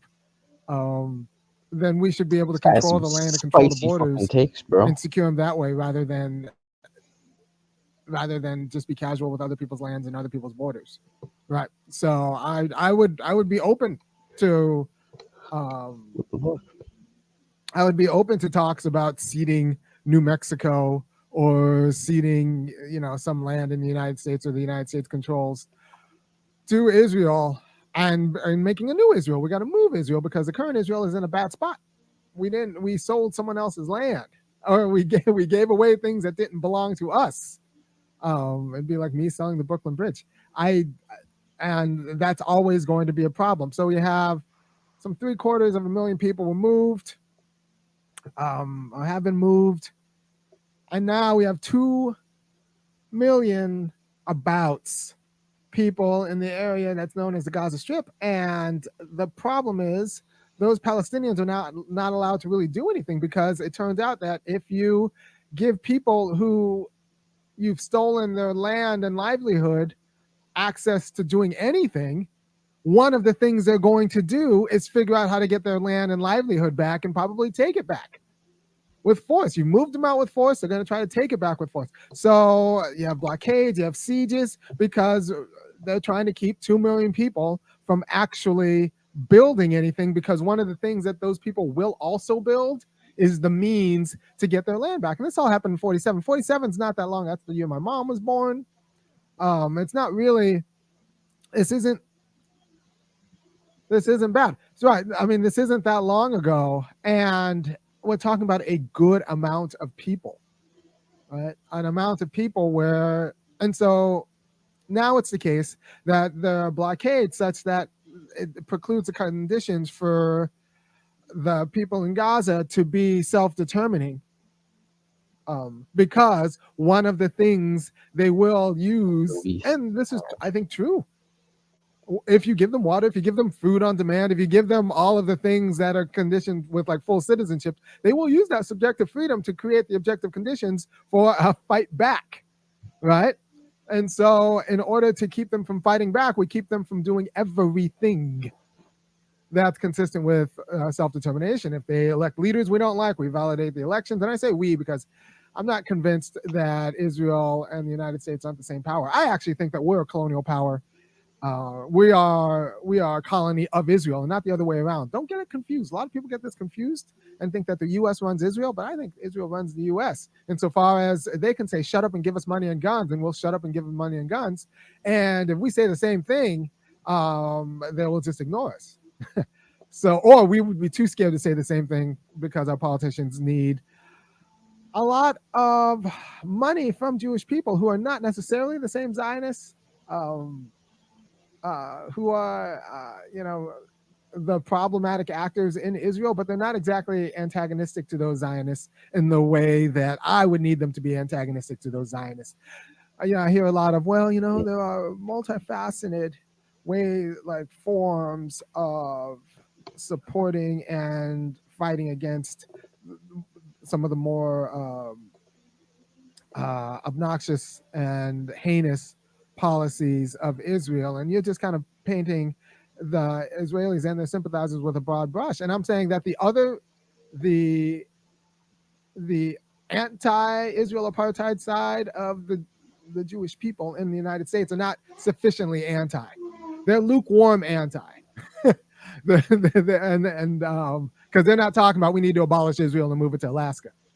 Though if there were a significant number of Jewish people said like there's no two-state solutions untenable, and it was part of the culture and part of the even heterodox Jewish culture say like two-state solutions untenable, we need to abolish Israel and move it to a place where we actually control the borders, which I think what is do you actually think? a responsible solution. Do you want to live in Alaska? To Arizona. I actually think that would be a responsible solution. You just get up and move. New Israel. Give half of Utah. It could be the state the chosen people choose, right? Because you got the Mormons who consider themselves chosen, and Jewish people consider themselves chosen. And people say I'm going to lose a lot of money because of this video, and I might even get demonetized. So you need to go over to www.funkyacademic.com because I'm also in academia. So I'm risking my job prospects and the future of my kids trying to give you a cogent way to understand the world's problems. So go to www.funkyacademic.com and kick in $5, $15, or $50. And I say this because a lot of people in academia are either Jews, especially in philosophy, or scared of Jews. And that is just the way it is. And it's not to say that there's going to be retaliation, but there very well could be a retaliation. And there's like nothing you can do to save me except go to www.funkyacademic.com and kick in $5, $15, or $50. Oh, by the way, this distinction between cultural Judaism and Zionism, it's not a hard as fast distinction. And I didn't really know this until I just went to like a random synagogue for a Shabbat a few years ago with a buddy. It was just a regular mainline synagogue, nothing special. And they folded in a prayer for Israel into the synagogue. And you could say, well, it was just peace for Israel. And actually that prayer was more support for Israel than just peace. But if you want peace without eradicating the conditions of injustice, you're pretty much just praying for an apartheid government. And when I say an apartheid government, that's two systems of laws for two different people. And now it's not a racial apartheid insofar as we're not punishing because they are browner or Muslim, but we're just saying, but because they're browner and Muslim, they're going to be more likely to organize against us. So we have to have a different system of law for them. So it's not the same kind of apartheid as South African apartheid, but it's the same and objective expression. Because I think rightly they understand that if the Palestinians in Gaza are empowered and aren't too busy trying to figure out food and water and the hospitals, they will use some of that excess resource, some of the disposable income and insight to figure out how to get their land back. And that's something that's untenable for Israel. So they have to keep an apartheid system in order to keep the Palestinians weak enough. They have to keep them weak. This is never about, Gaza's not about autonomy. It's about being able to neuter a population without going full genocide. Especially when you're a nation that's founded, whose moral authority is we're the response to a genocide. You can't go full genocide on the Palestinians, but you also can't have them doing anything, because one of the things that they will do is try to get their land back. And for people who say it's senseless violence to go shoot up a music festival, well, it's not senseless insofar as nobody knows what the conditions, the path forward for Palestinian autonomy. I'm not one to second guess the leaders of Hamas. That's not necessarily what I would do, but I don't know. I don't have a workable plan. I don't think there is a workable plan short of the U.S. saying no, we're not going to support that Israel anymore. We're going to give you a different spot, a different Israel, one that we can control. And that's what our support looks like. And if you don't want to go to our new Israel, either it's in Alaska, It's part of Utah. If you don't want to go to that new Israel, you're on your own. That would be my solution, and that's no less senseless or sensible. I mean, I think, yeah, that's my solution. If we're going to displace people and support the displacing of people, we should support the displacing of our own people for our cause. And if we're not willing to do that, we shouldn't be displacing others like that so casually. And if Zionists say like, no, we want Tel Aviv and we want Jerusalem, these are holy cities for us. And I say the world isn't like Burger King. You don't get to have it your way. You want land that's safe, and you want a nation and you want secure borders. The U.S. can provide that, but you're not going to be able to pick the land. This idea that you get born into particular property claims, not like specific naturally given property claims, you get born into that. No. I don't have money as is. some I sort don't of even birthright or know religious Steve right. Brownie is. Not Don't give a property shit claims in about this general, but like person. particular Probably not ones. utilitarian. Jerusalem, Maybe not they are. like, If they are, then you know, maybe or I'll value Utah. them. you get Until the you idea that you would get those claims is my ridiculous. time It's a out. kind of entitlement that I Well, think we nobody. bred among the Zionists that we need to stop breeding. I can see the argument that as a person, in order to be a free person in the modern world, you need some sort of property. But I don't see the argument that you get to also pick the property you get, right? So if we're going to guarantee you property, then we should do it under our own property, right? And so since I don't have a path forward that is nonviolent, I'm not going to second guess what Hamas does in the name of violence. Because look, one of the purposes of nonviolent civil disobedience is if it's to show, dude, then I don't want to show the the degradation of your oppressors, right? Nonviolent civil disobedience doesn't work when people just want you dead. Like a lot of Zionists would be happy if everyone just like miraculously died in Gaza. They just kind of disappeared. I mean, yeah, but it's the same. Right? They're not particularly useful to the economy in that way, in the same way that, for example, Black people were useful to the economy in the American South, or it seems to be that both sides kind of hate each other's guts still. That's what I'm saying. And it does seem that the Israelites were technically there first in terms of, like, this is what I'm aware of. I mean, I can look a little bit more into the details of this kind of shit. But technically, Judaism was before Christianity, which was before Islam, so I wouldn't doubt it.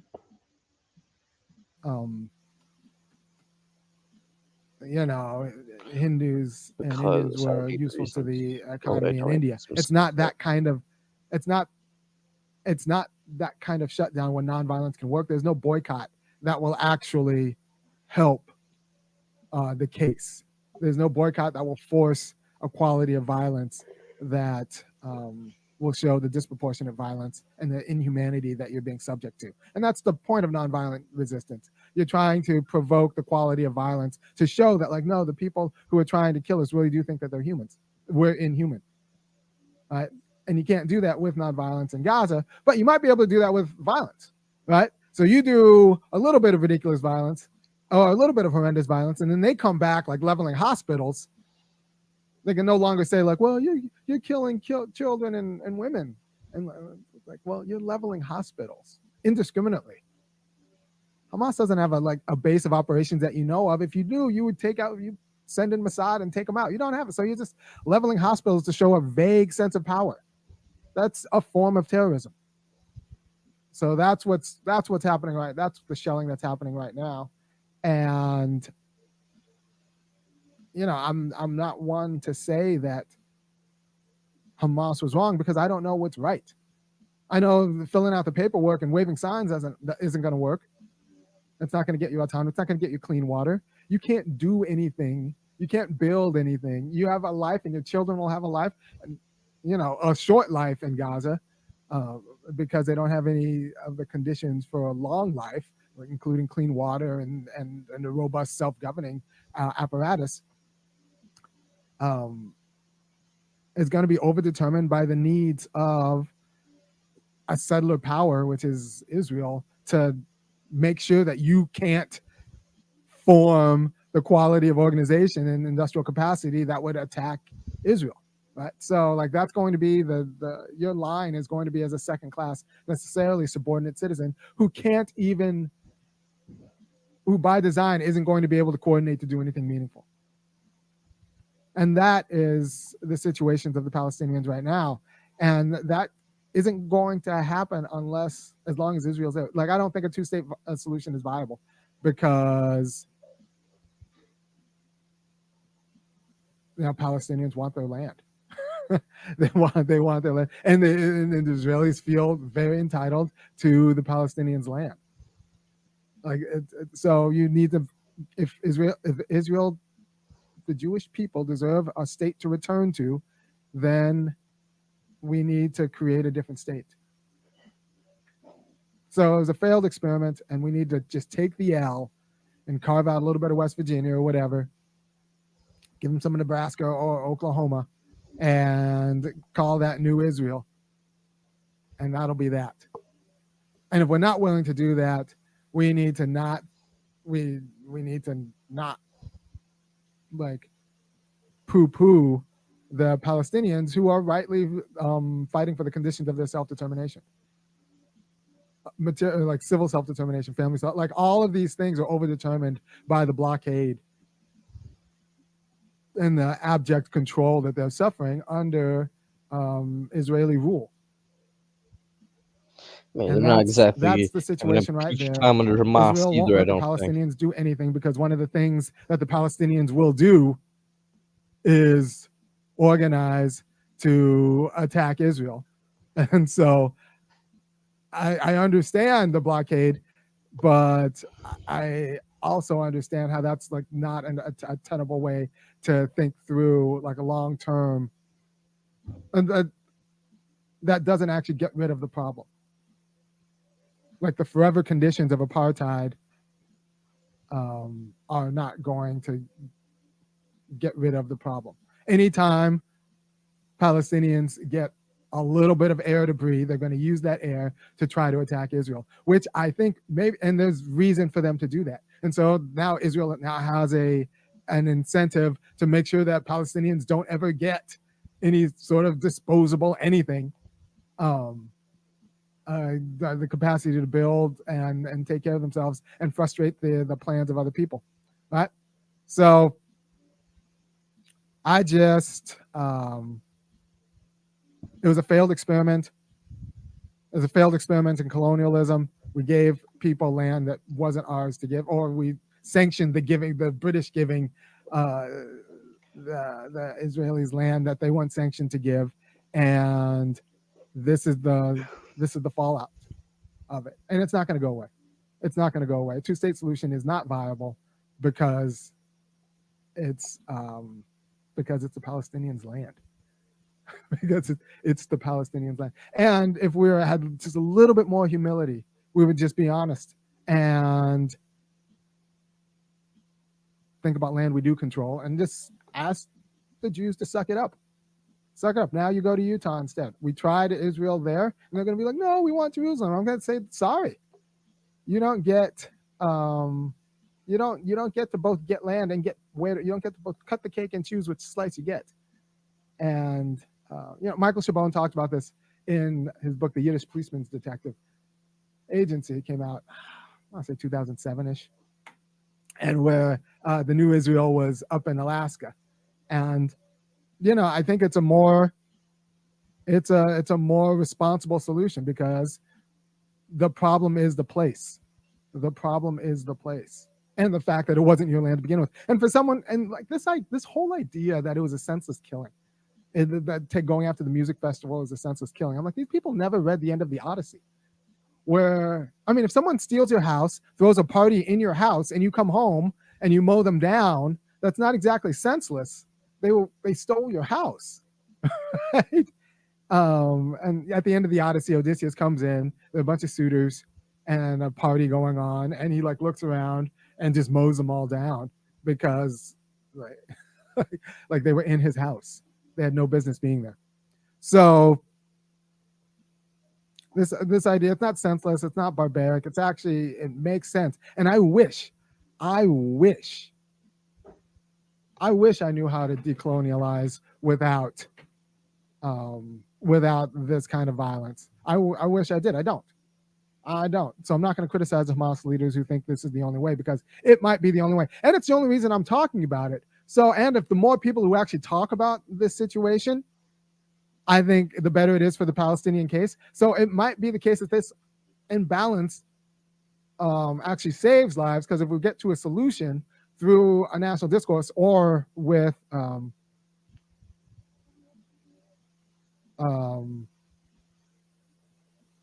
if we get to a place with a solution, then these are going to be the fewer number of lives saved, because right now the standard of living and the length of living in Palestine is not particularly high, in Gaza is not particularly high, because of the blockade and the seizure. Yeah, my stance is still the same as always. I hope they bomb each other to hell and all religion dies. I'm a misotheist and anti-theist. So I hate both sides. They both think they're superior to everybody around them, and they both want the other side to get eviscerated. So I can only wish that they're both right and that they both eviscerate each other. So.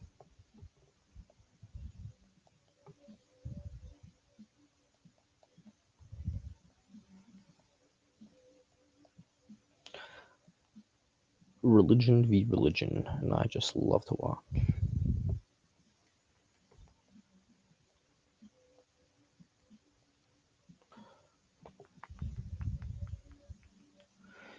Anyways,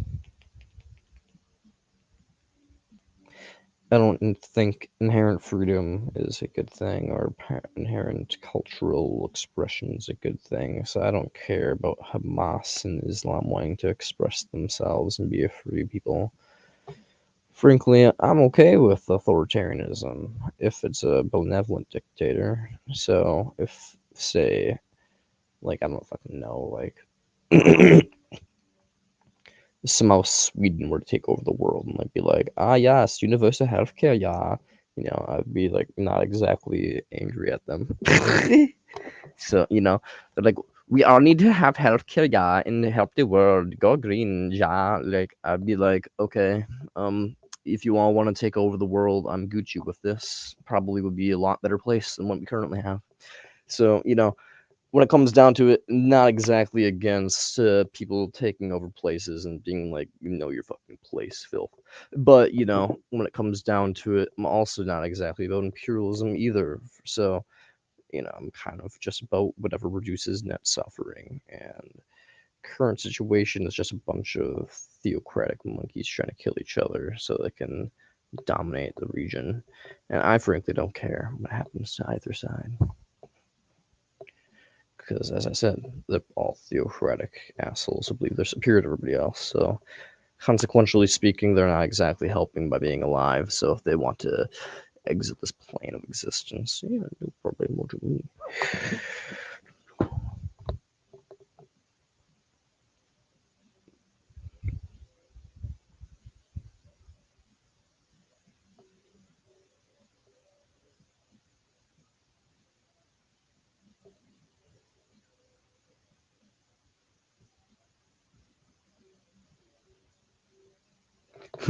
Me, hopefully, no rockets land here, Brian. I wish you all swift. Yeah, basically. I don't wish anybody suffers, but I wish both sides get vaporized, you know, nice and quickly. That way we don't have to deal with their religious bullshit anymore. You know, and anybody that's caught in the crossfire who's like an atheist or an antinatalist, you know, it's really unfortunate that you all get like, you know, vaporized and stuff. You know, we could use you in the ideological wars to come, but you know, when it comes down to it, it's just the costs of war.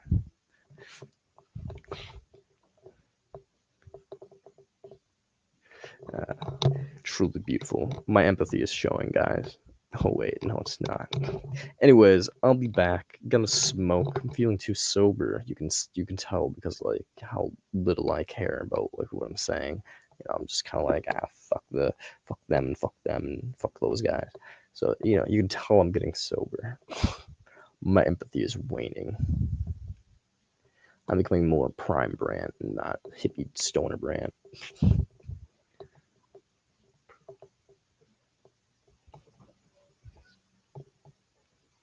Prime brand hates everybody.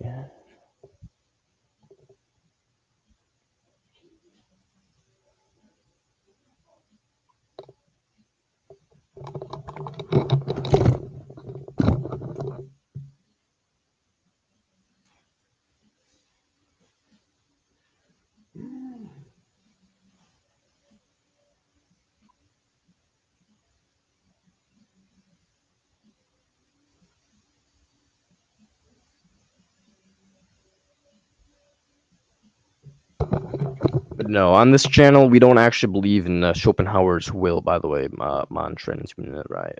We believe in Philippe Mainlander. Well, I do, at least. I mean, the will to death, actually, not the will to life. I believe that if there was a God, which I believe is somewhat possible, it committed the divine form of suicide and became the universe, and all things have a will to divide and become more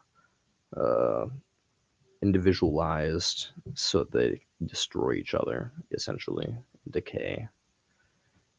So it decays into a complexity and fizzles away, essentially. Well, not complexity. It's already like, I guess it decays into like, yeah, I guess it's kind of the best way to put it is it becomes more complex to destroy itself. Yeah. So there's like a will to death, is what I believe.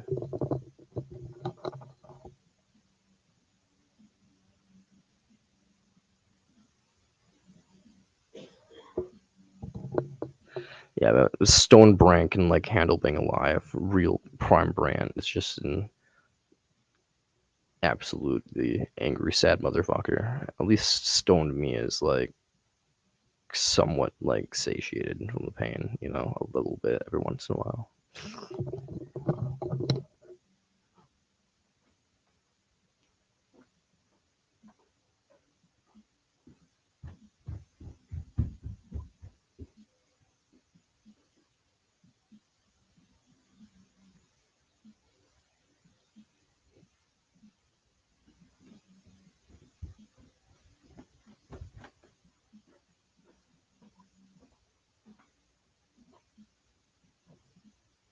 I don't know.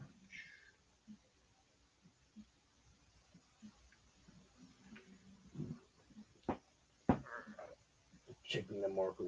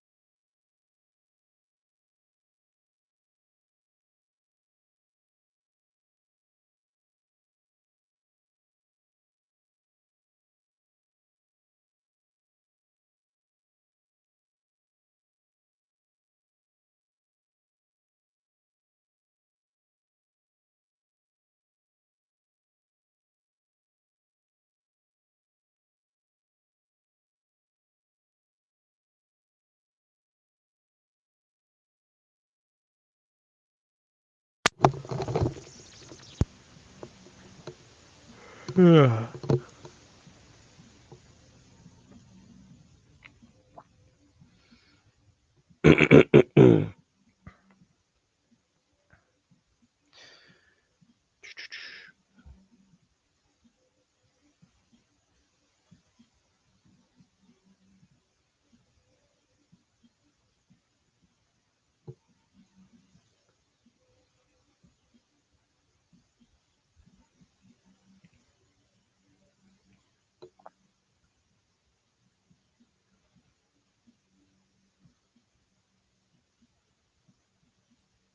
Sometimes I take yellow from the smoke bricks, but sometimes I just don't feel like it.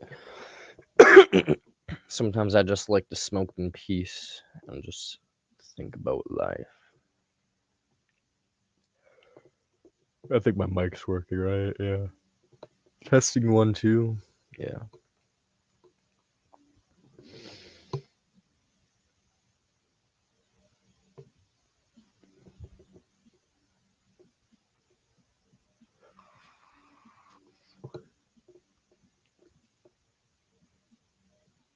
We're just a bunch of tubes, if you really think about it. Our brain's like a bunch of noodly tubes. Our stomach's a bunch of tubes. Our mouth is just connected, like it's like a giant tube to our butt. It's a tube. A vagina is just a tube that you stick another tube into, you know. We're just our veins are literally just tubes that that move around, little circle discs, I guess. Those aren't tubes, I guess, but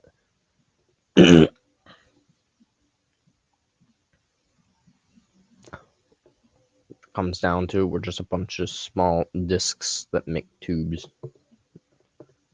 that have gained the ability to feel and communicate so we can better intake other little tube things and sell things. Disc boys. It's fucking wild. I love being high. My brain's just like, I am the tube man. Remember, y'all, whenever you are making out with your lover, you may as well be eating their ass because there's no difference. You're already basically eating ass.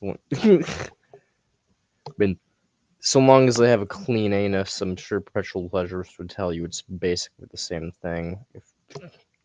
We need to get Scotty Boy in here to confirm or deny that eating ass is the same thing as making out with someone.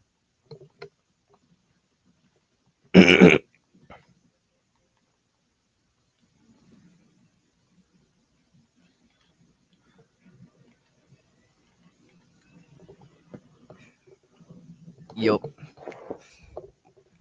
My brain has gone too far. Okay. It's a little chilly. Not really, my feet are just cold. That's because I'm skinny. It's the basement. It's kind of winter.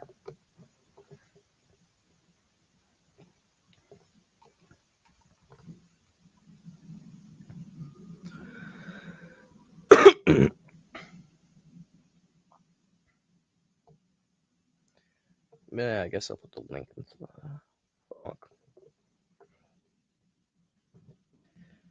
If anybody wants to come on the show and talk to this absolutely chill, bombastic dude, me, I don't mean to toot my own horn, but, you know, it is what it is. I'm speaking straight facts. But if you want to chit chat about whatever in your life or questions you have about philosophy, such apholism or antinatalism, or related topics like promortalism, yeah, go for it. You know, I encourage you to chit chat, chitty chat, pontificate, my brother.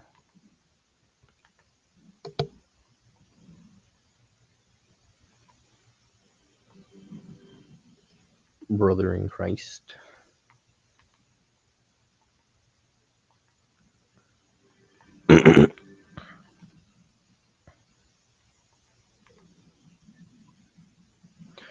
If you are a supporter of Palestine, come on here and say your side. If you're a supporter of Israel, come on here and say your side. If you are like me and think both sides should be glassed out of existence, along with all religions, come on here and say high five. We can both like virtually say high five together, like that. We can just like,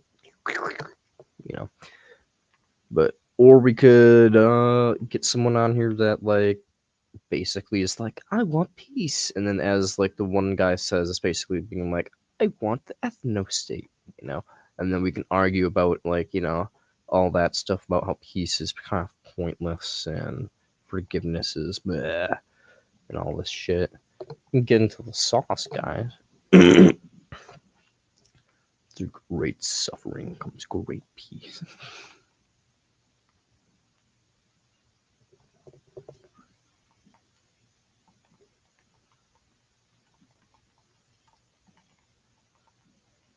Just get into all sorts of controversial territory. No, you're rich if you have a PS5. Thanks, I appreciate it. I'm glad I'm rich. No, I just had a job at one point that paid $21 an hour, and I really didn't spend much money on anything because, I lived with my parents for a while. And saving up that money because you're living with your parents and stuff like that, combined with, it just made it like functional that I could. So I'm not really that rich, but I do have like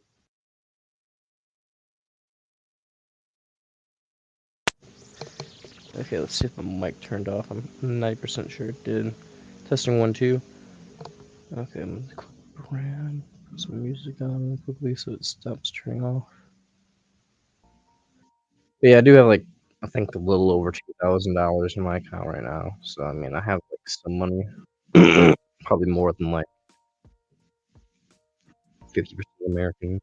That's not really saying much. Most people are broke as shit right now.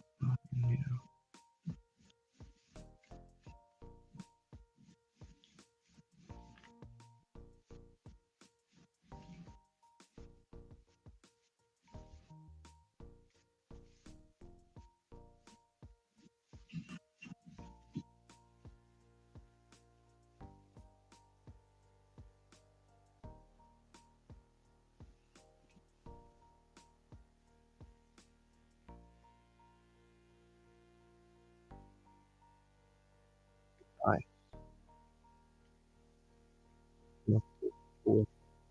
sweet summer child.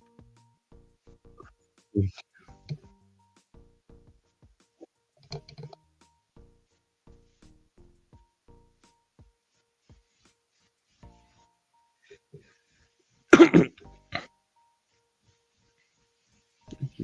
lamb. Adorable.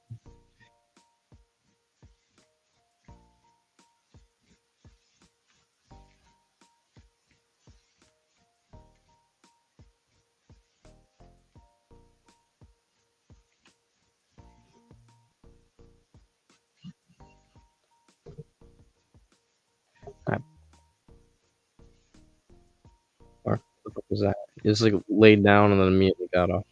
Nah.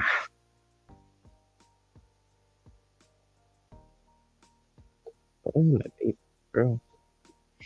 Bro, don't disrespect my vape like that.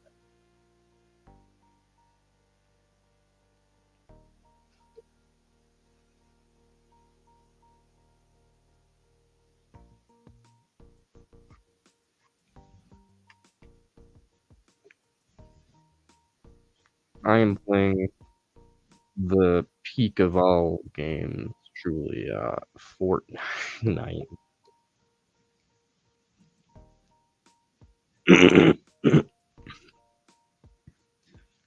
No, but I'm kind of like gold 3 right now, and I'm kind of like, yeah, almost to whatever's past gold 3. I imagine it's probably like platinum or something, but diamond or something. I don't know. Whatever's after that, but I'm kind of actually somewhat decent at competitive Fortnite, so I'm like just playing it because why not? It's something to distract my mind from the pain of existence. Fortnite is for kids. Well, that's probably why I'm pretty good at it because they fucking suck. get stuck at this, so I just kind of destroy them all.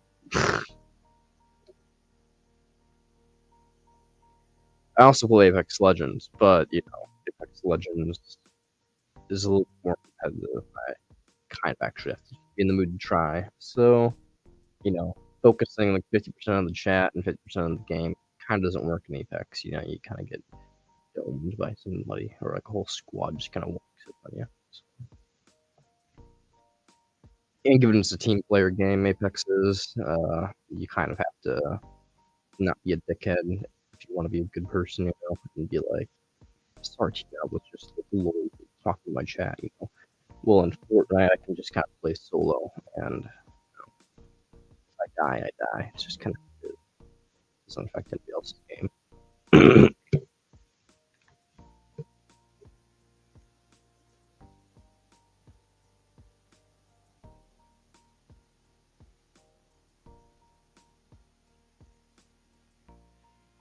Remember the golden rule, guys. You want others to want unto you. If you don't want teammates to abandon the game because they're just like talking to other chat or something, don't do it yourself. So that's why I prefer to play Fortnite. Seems just a little more respectful of my teammates. I don't always do that. I mean, I'll sometimes stream and play Apex, but usually I don't do ranked when I'm doing that.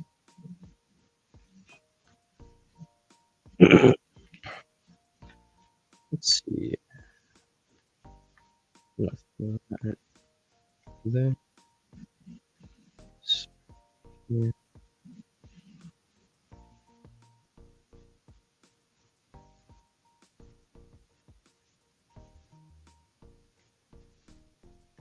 It's just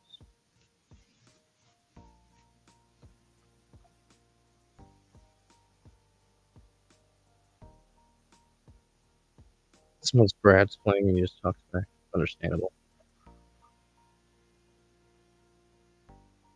In Apex, I talk over the mic because, it's a team game, but I wish there was a way you could talk from start cussing at people. Just stay. Just be that guy.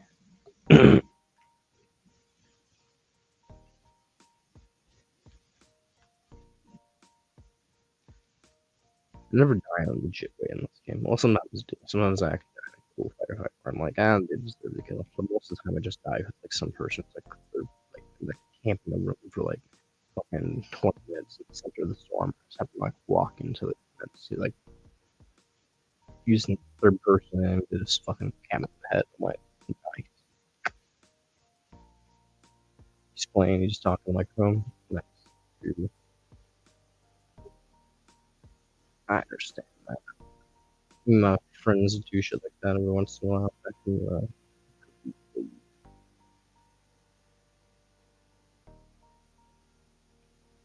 when we gamed at each other's houses instead of, just gaming that fine.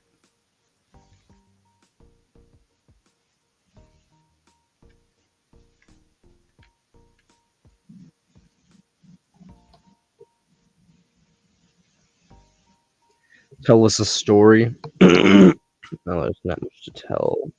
Spirit oyster. Life is but a misery.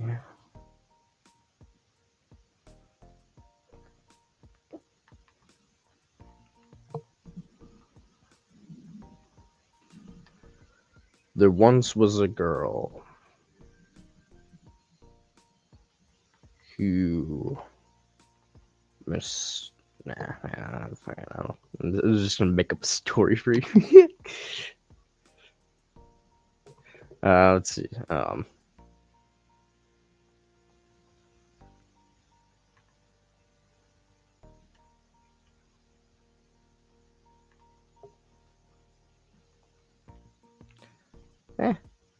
don't really have any stories I feel like telling right now. So no, I'm not going to. As I say, this is a Q&A about ethics and stuff. If you are a regular on the show, I mean, probably not much of a point to be here. I mean, unless you're just chilling and like, talking to people in the comment section, vibing, Because when it comes down to it, you get into unique and spicy takes or anything. I mean, we do get spicy takes, but we're not doing anything unique right now. We're just kind of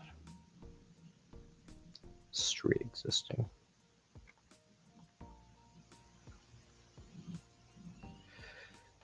I'm just straight existing, bro.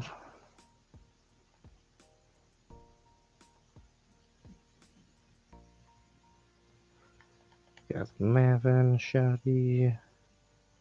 Take that. Actually, I kind of do want this a little bit more than everything.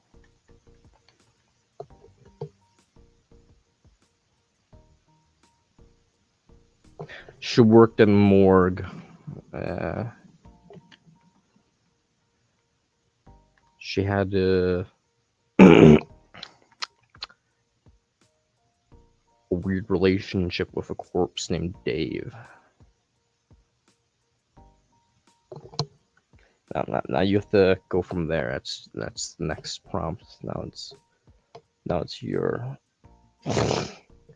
line next, Spirit Oyster. What aspect of weird relationship does the woman have in the morgue with a corpse named Dave?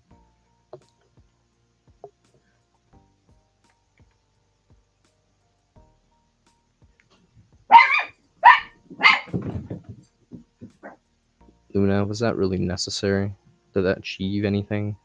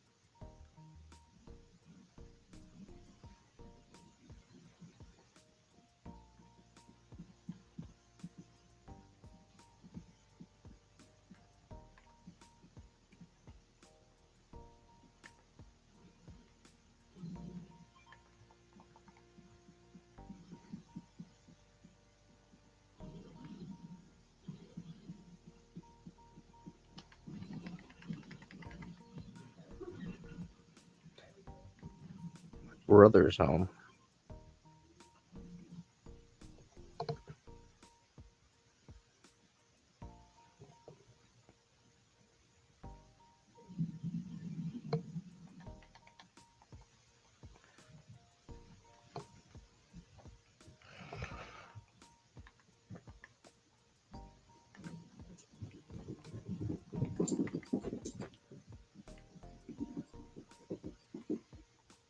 Be able to take a break and come outside.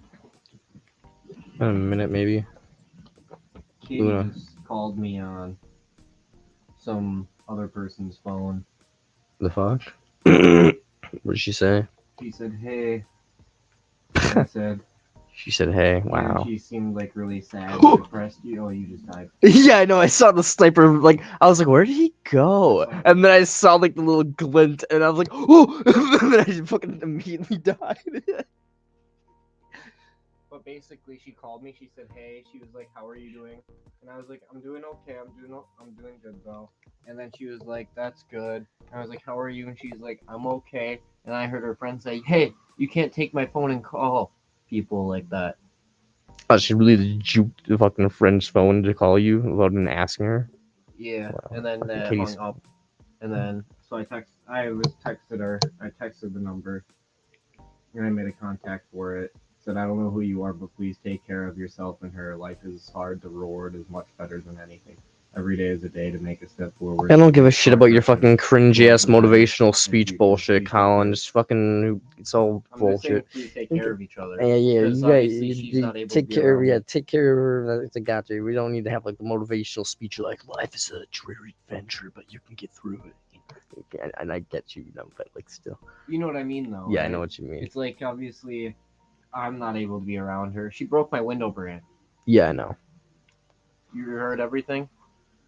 Yeah, you told me she broke your window. She fucking pulled the fire alarm. The cops came. She got arrested. And all that fun shit. So it's like obviously she's not good to be around me in an enclosed environment because she's been to the psych hospital, and my room looks like the hallway looks like a psych ward hospital. You know what I mean? With all the rooms right next to each other, and like the lights. Well, she's already out of the hospital though. I don't know. I guess so. The fuck? Because Cadence Testman called me.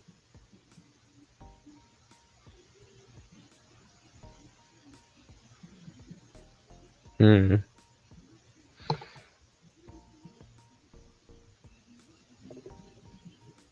Anyways, yeah, let's go smoke or whatever. Yeah, let's go smoke a cig. Yup. Got them the turquoise American spirits. You got American Spirits, bro. Look at these American Spirits. What the fuck? The yellows are the better ones, anyways. Brant, you gotta pick blue for GD. We don't fuck with the Latin Kings, Brant. We don't fuck with the knob. So we don't get yellow. We don't get.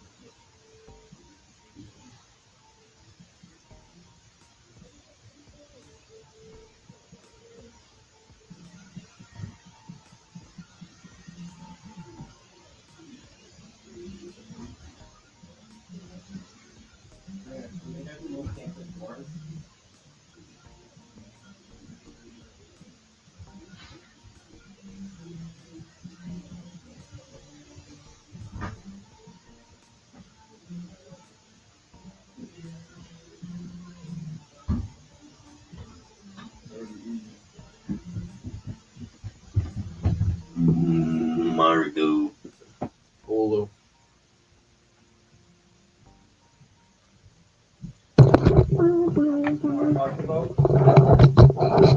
What? Can you turn on that heater? Yeah. Marco, what if I just burned you? I'm kind of. If you burn Marco, I will burn you. Get out of here, American Psycho. I wouldn't, because Marco has fur. But like I could to you, because I can go like that to you and be like, "Oh boy." Oh yeah, it really hurt me. Yeah, but with Marco with hair, he would he'd be sad. Right, Marco. This is our relationship in this family. We're all psychotic, by the way. Firebrand. I just like fire.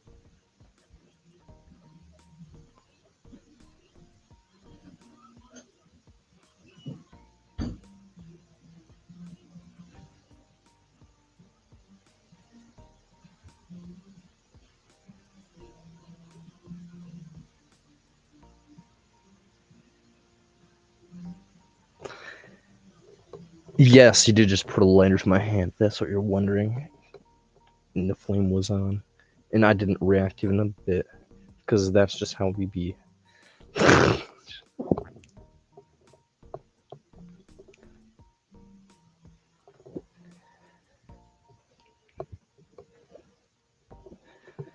do be.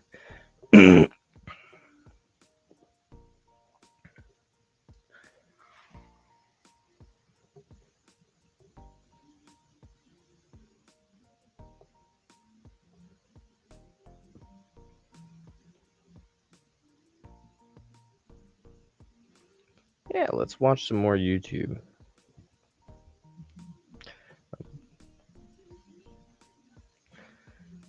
We're gonna not watch any more Israel-Palestine conflict stuff. I mean, that was really interesting, but we have about an hour and a half of that content going on. And if anybody's really interested, I'm sure they need to research themselves to get more in depth in it. You know, we just took 3 completely different perspectives. Pro-Israel, pro-Hamas, and pro-Free Palestine, and support of Israel. You know, the very moderate stance that's just like anti-war from Kyle Klinsky, you know, this boy right here. So I took on like all the perspectives basically on the like the radical sides in the middle. So you know, when it comes down, let's watch some posers speak about the conflict. Nah, man, that's not. I don't like wasting time too much. So I listened to an interesting video that I saw yesterday about the actual Israelite, you know, and they're religiously a Jew, and was just like, this is his perspective. And then got a dude who's all like, you know, the funky academic who's all like, you know, Hamas should do whatever they do to liberate themselves, you know. And I'm like, that's an interesting perspective. So, and then there's the Kyle Klinsky dude. So who's like the moderate perspective, which is one I kind of most align with, but at the same time, I'm more just kind of like, I don't give a shit what happens to either side because I'm an anti-theist and I'm a pro-mortalist. So when it comes down to it, the casualties of war, unfortunate, yes, but they're, you know, I don't have too much hope for the country's futures, you know, I'm just saying, you know, the less generations of religious theocrats, kind of the better for the world, if I'm gonna say so myself.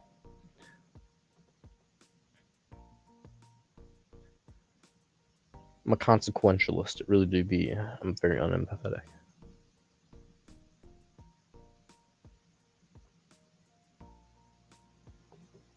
What the fuck? I have no clue what you're talking about, my dude, but fair enough. Sometimes you just gotta buy baby wipes, I guess, for some fucking reason. rebel against the system.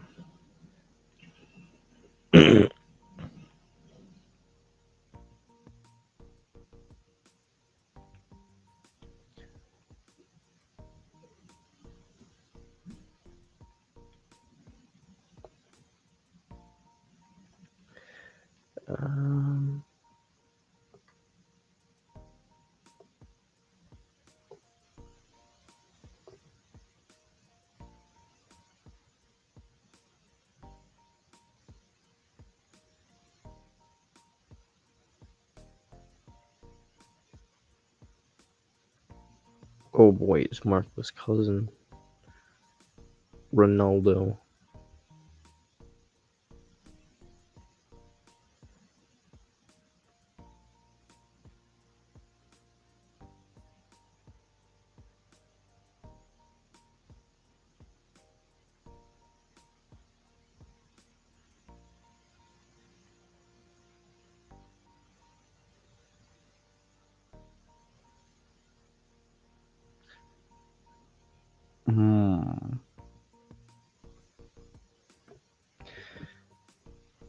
Amendum? Okay, we can look at Amendum.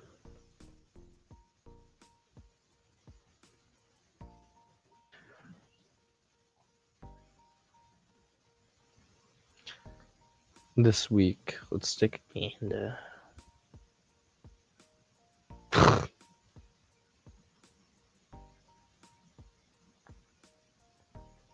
Honestly, he's not worth the time. Guy is such a troll.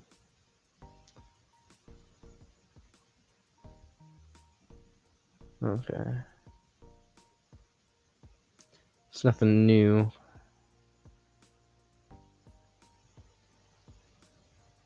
Type in Fiala Radio. No.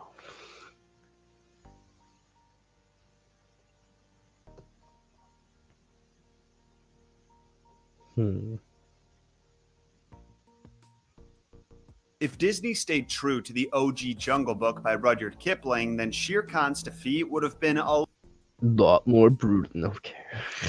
Just clicks shorts and immediately gets some random fucking thing about Disney fun fact. Wow.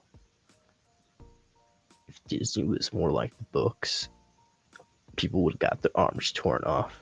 Yeah, you know, Disney books are fun fuck if you really think about them.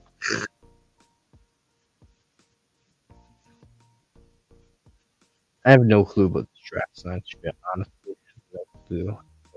It's like, no.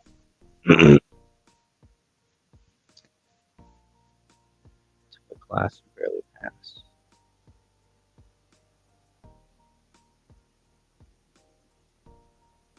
Yeah, let's listen to this guy. Anti-natalist counter arguments being made towards anti-natalism that I've noticed floating around on the internet some lately. I'd like to begin 9 years ago. Birth is not an imposition, or you can't impose on nothing. Okay, so intercourse is something we partake in voluntarily. There are preventative measures that we know can prevent pregnancies, and we know how pregnancies happen. So we understand the implications, and there's no consent or option to opt out. Yeah, it kind of does fit the bill of an imposition when you will become sentient, you will come into existence, and there's not really anything you can do about it. Your parents have volunteered you to play, and you're not imposing on nothing.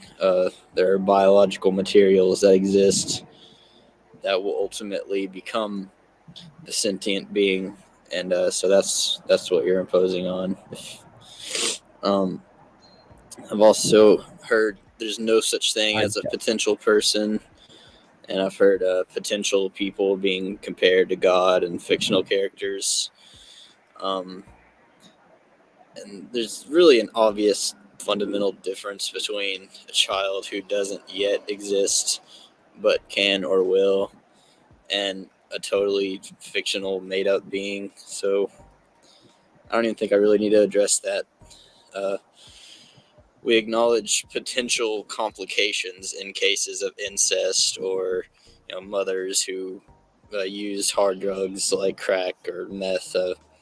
We acknowledge potentially if this couple or if this woman were to procreate, Or if he's there still would be alive. complications even though the child doesn't yet exist. The potential child doesn't exist in a physical sense. I agree with you there, but yeah, there's definitely an obvious difference between kids who aren't born yet and like God. I don't think the people who are making these arguments, in a sense, it's willful. They're conscious of maybe why they're making these arguments, but I don't. Obviously, I'm a hard determinist, so I don't think that they're making a conscious effort to.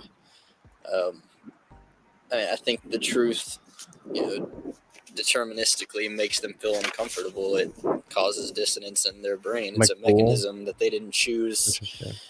And I think recent evolution probably favors dispositions in which people, delude themselves or are apathetic or don't really understand these types of arguments. Because if everyone was totally rational and didn't operate based on emotion, then we wouldn't have breeders. These dispositions, this evading the truth, favors the propagation of the molecule. So, I blame physics, not the person. Even though I get frustrated at the people making the arguments, rationally, I understand that it's not really a conscious effort on their part.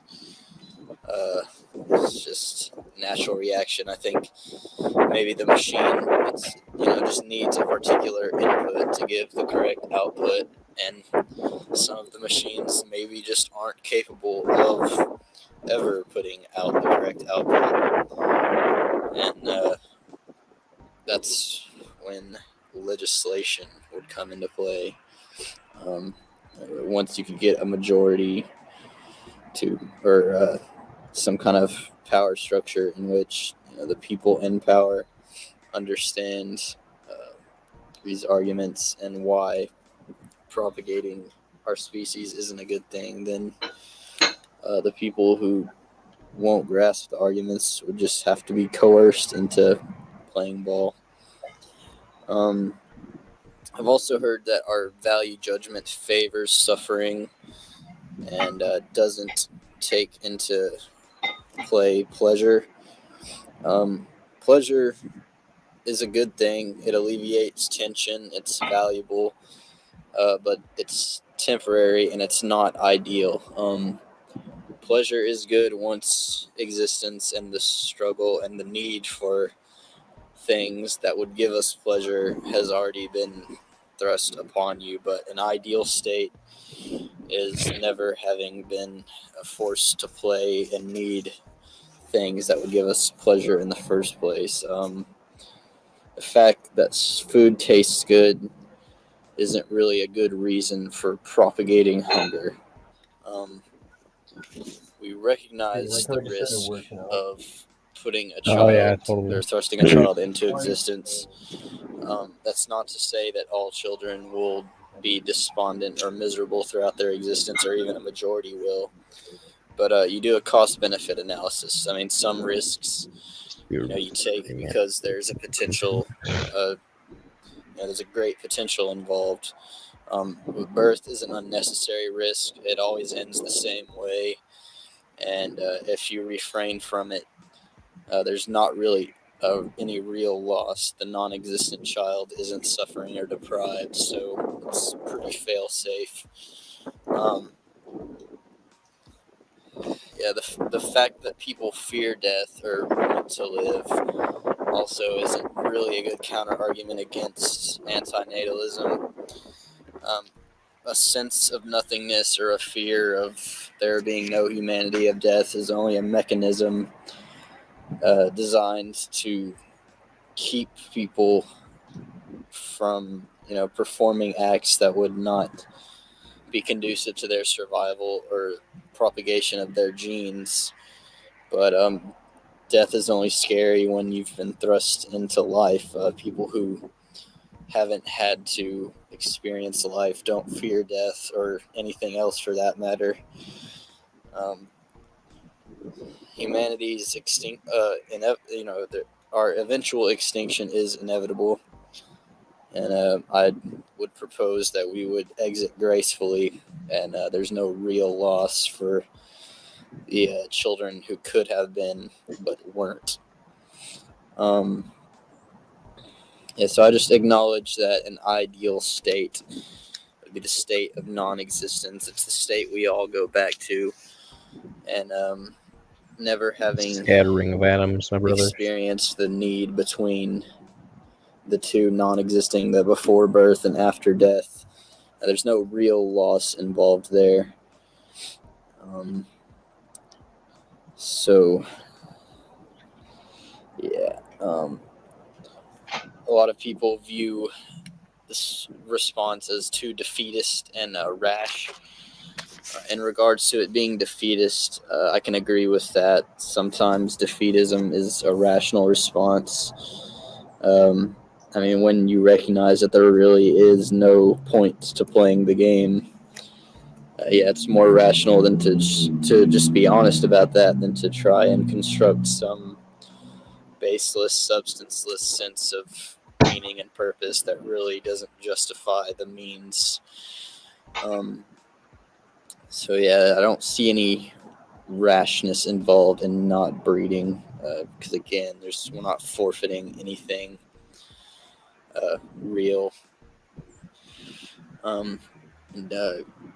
Good and bad only exist in consciousness. If there's no life, there's no need or good or bad. And there's also been claims that Ben 10. Not even really sure how to address it. Something like Ephilism is self-negating because if there's no life, there'd be no ephilism. Ephilism is a response to life that says we should stop perpetuating it. And when there's no life, there's no longer any need for ephilism. The value of it isn't contingent on life.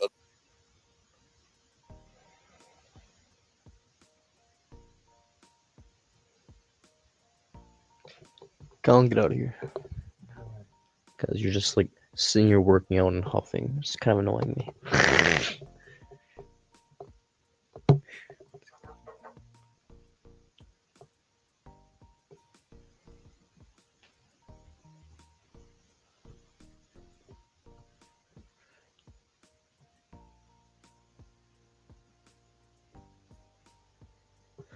Yeah, apparently this 13-year-old has more logic than spirit.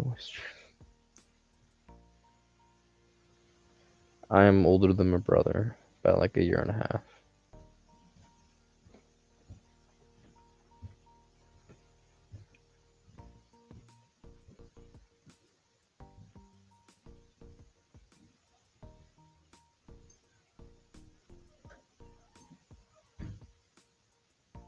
Observing it, despite what our opponents would have you think. We don't do this just to be viewed as dark or to gratify our own egos somehow.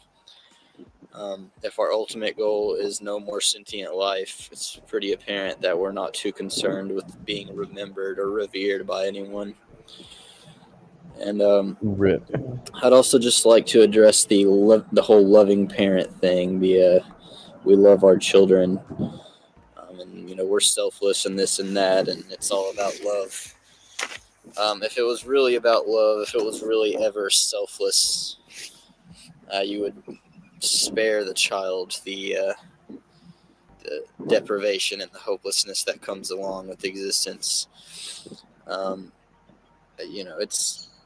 It always kind of sickens me to see this whole sentimental story of how parents are so self-sacrificing and selfless for their children and care for them when they're sick and stuff, when It's just part of this image of being, a good mommy or a good daddy, and being viewed as this benevolent force that takes care of weak, helpless children. But it doesn't really fly when you're the one who subjected the child to the helplessness in the first place. So fuck all that. I believe. Oh yeah, one more. Without life, there'd be no love, and there'd be no music, and this and that. And we're forfeiting all these great things. But for every pleasure we forfeit by stopping the perpetuation of life, we also forfeit a corresponding need.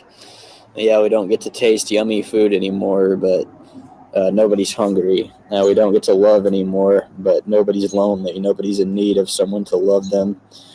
We don't get to have music or entertainment or whatever anymore, but there's no more boredom. There's no more need for self-actualization. There's no more misery or despondency of any kind. So it's pretty fail safe to me. I don't see any real loss that comes along with ceasing the perpetuation of the game. Imagining a universe when you're a human without any humans, I mean, it's definitely makes you feel kind of sad. But if there's no humans to think about how sad it is, then there really is no sadness. It's just a lifeless universe.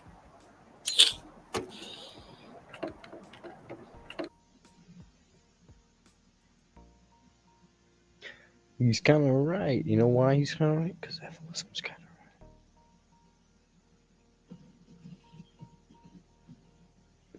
right. Oh, shit.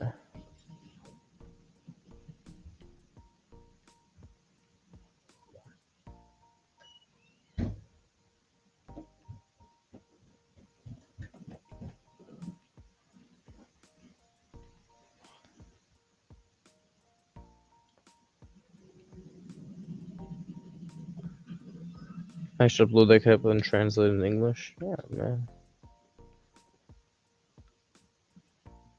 Do what you gotta do.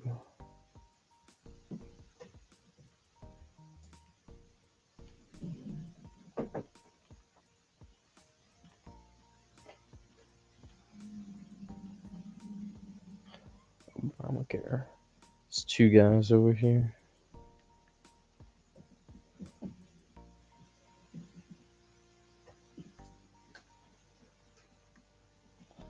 Bum, bum, bum, bum, bum, bum, bum, bum, bum, bum, bum, bum.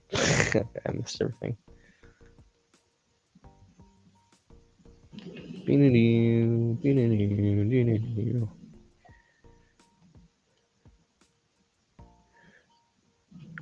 Oh no.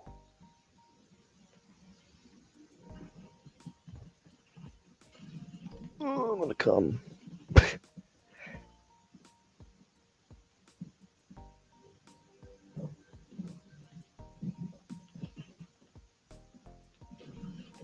Oh, hello. How that guy got here?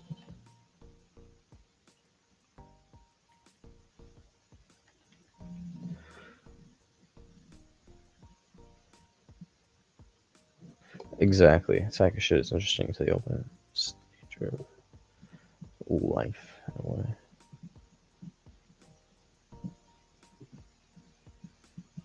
Interesting until you see what's inside and you're like, oh. God damn.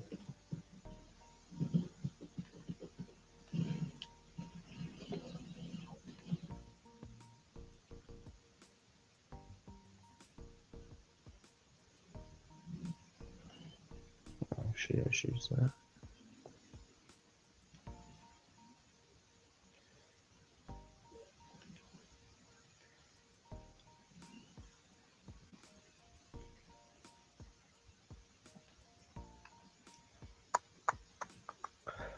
Bop, bop, bop, bop to the top.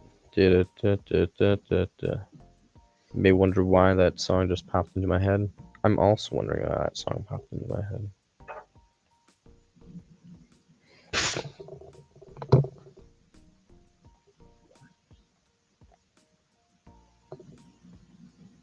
play video, dude? Don't you all just like looking at my side profile though?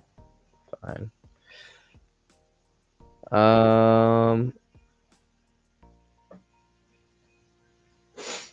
Colin, what are you doing down here? Understandable. More of a tribute, yeah. Because people are demanding a video, because they don't understand this is a Q&A. I have no interest in guilting anybody into doing a goddamn thing for me. You're just gonna get the same fucking living shit. when they don't want to live. That's As the I've said last before, same fucking motherfucking shit, thing same I put on different my day. list of to-do Q&A things. channel. Yeah, guilt somebody into living. Quenching Yeah, that's the yourself somewhere goddamn else, or last thing on the goddamn fucking list. So if somebody needs me to say, I promise I'll have only good thoughts about your life and about who you were, I'll say those words and I'll goddamn mean it. Because that's more of a tribute and that's more of a sincere relationship than this goddamn grieving bullshit. Okay, I'm not gonna grieve because somebody else is in pain and they commit suicide. All right, that is something to goddamn motherfucking celebrate. Okay, they're fucking free from a sadistic, idiotic goddamn game. How do you feel about that? Do you see yourself as connected with those people who care for you, or is there suffering if you do decide to die of no consequence? Well, it's of no consequence because, you know why? Because obviously my suffering means nothing to them, right? If somebody is actually going to grieve because I killed myself, because I was miserable, and they find that unacceptable somehow. Somehow that's the wrong solution. The end of my pain is something to grieve. Okay, then I guess they're pretty fucking insensitive then, right? They wanted me to suffer some more, put in a couple more decades, Gary. Fuck you. All right, I've been working in this fucking trench long enough. I deserve a fucking vacation, a permanent vacation. And if anybody who doesn't understand that, fuck them is my opinion to them. That's what I say to them. I'm sorry you care for me because fuck you, you suck. If you can't see that I deserve respect, you can't see that. If you can't respect me and respect my decision, then fuck your love, fuck your consideration, fuck your friendship, fuck any part of you that's connected to me. Because if you can't see that that's who I fucking am, fuck you. You fuckers are arguing that life is just so fucking cool that we have to drag people along to play the game. I just would think if life was so great that the minimum standard would be that somebody could actually maintain an ability to pull up their hand and say, I want to live. I mean, if somebody can't say that, then why the fuck do you need to change them into something else? Why the fuck do you need to do that? It's fucking pitiful. You got nothing, and yet all you're basically saying is, no, we got to get this guy re-addicted. We got to get him back in the game. Why? Why? Gotta get me re-addicted.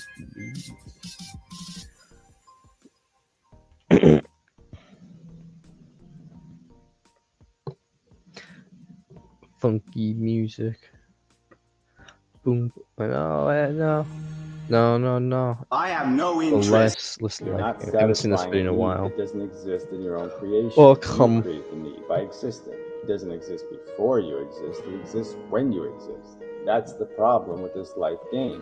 It doesn't satisfy a need that was really overconfident. That scared me too. The need and then satisfies some portion of it very inefficiently. You call that a broken machine. You call that unfunctional. A machine that consumes more than it produces is not a machine you turn on. It's a machine you turn off. You can't just say, well, because it's not easy, I'm not going to do it. I just killed the kill leader of last game. What a loser. You have to acknowledge it, the horror you're imposing. You either vote for it or don't vote for it. I am voting against it, and I'm advocating that people vote against it. I'm saying it's wrong, and I'm suggesting to other people that they ought to be honest and say it's wrong. Not complicated.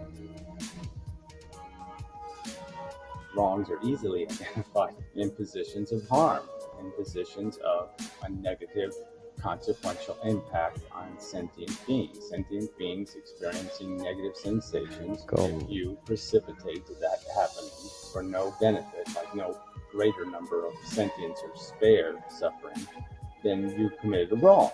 I'm saying it's a bad idea to procreate. I'm saying other people should say those very words. It's a bad idea. Don't mess with that. You're not God, so don't play God. It's a simple enough slogan. You're not God, so stop playing God. There. That's not too complicated, is it? The subject of philosophy, serious thought in general, is failing dismally on the internet. And that's the tragedy.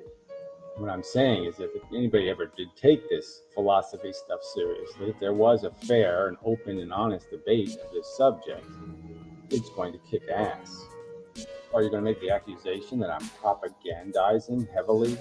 No, I don't think I am. Propaganda would require me to distort perspective in some way, to somehow overdo it. And I don't think I could overdo it. I mean, I could just explain to people how many animals right now, how many sentient apes or monkeys, simians, are being tortured in laboratories every day for their healthcare progress. And how there's no justification for that. It's no better than tormenting or torturing retarded humans. And it's only done because of religious dogma that allows this distinction to be made. A silly, idiotic, propagandist perspective. So I think the propaganda is all on your side of the argument. The hopeful and the wishy-washy and mishy-mushy pink panty-wearing Pollyannas are the ones who have distorted reality and pretended that this game of slaughter we're playing is of no consequence because they've negated the conscious reality of all the other sentient animals on this planet. That's propaganda. Through your personal experience, you become one of a class, and that class will exist in the future. I'm an advocate to protect those people from the people who are ignoring them. And they're ignoring them now in the present, and they'll ignore them in the future unless something changes. That would be That's why really I'm advocating for a change. I could do that, but I could also just not. The message gets across either way. That's all that matters. Okay, watch SS Wolf. Who is SS Wolf? Is that like Sniper Wolf? Sound like a kitty streamer?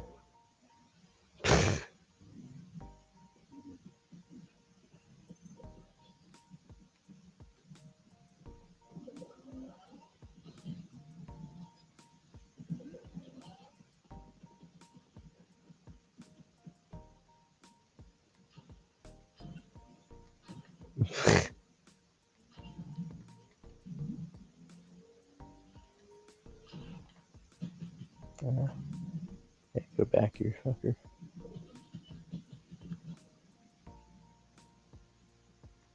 You just let him get away. Yeah, but my insurance is more important. And religious people claim that others are playing God when they're the ones doing it. They're always arguing the false equivalence. Yeah, basically. Religious people are hypocrites as well. Literally will force people into existence.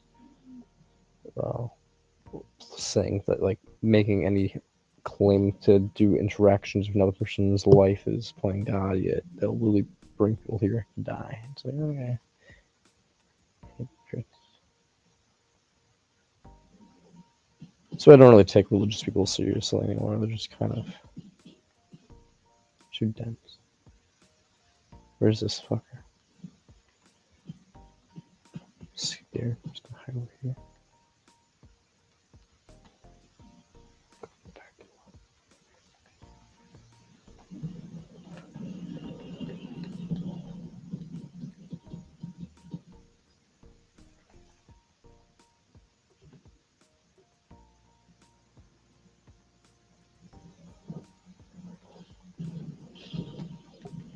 I knew that was gonna happen. Once I hit the ceiling there, I was like, I guess I'll lie. But it ain't good.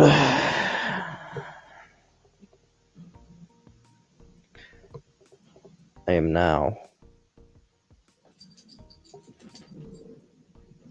Platinum Brant, 1. I think he was done. Mine's done. Oh, thank you.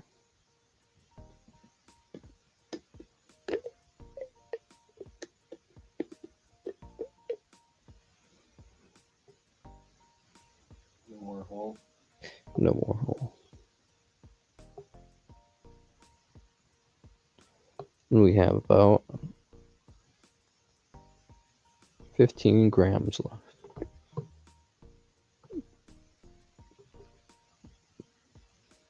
Milligrams. Milliliters, whatever. 15 grams, that's 100 grams. Or 100 milliliters. No, the same milliliters is the same as grams, so it's just like 1 G is 1 milliliter. Yep. I guess so also.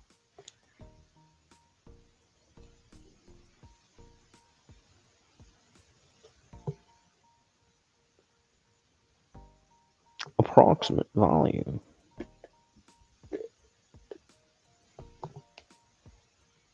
Life, guys. It's pain.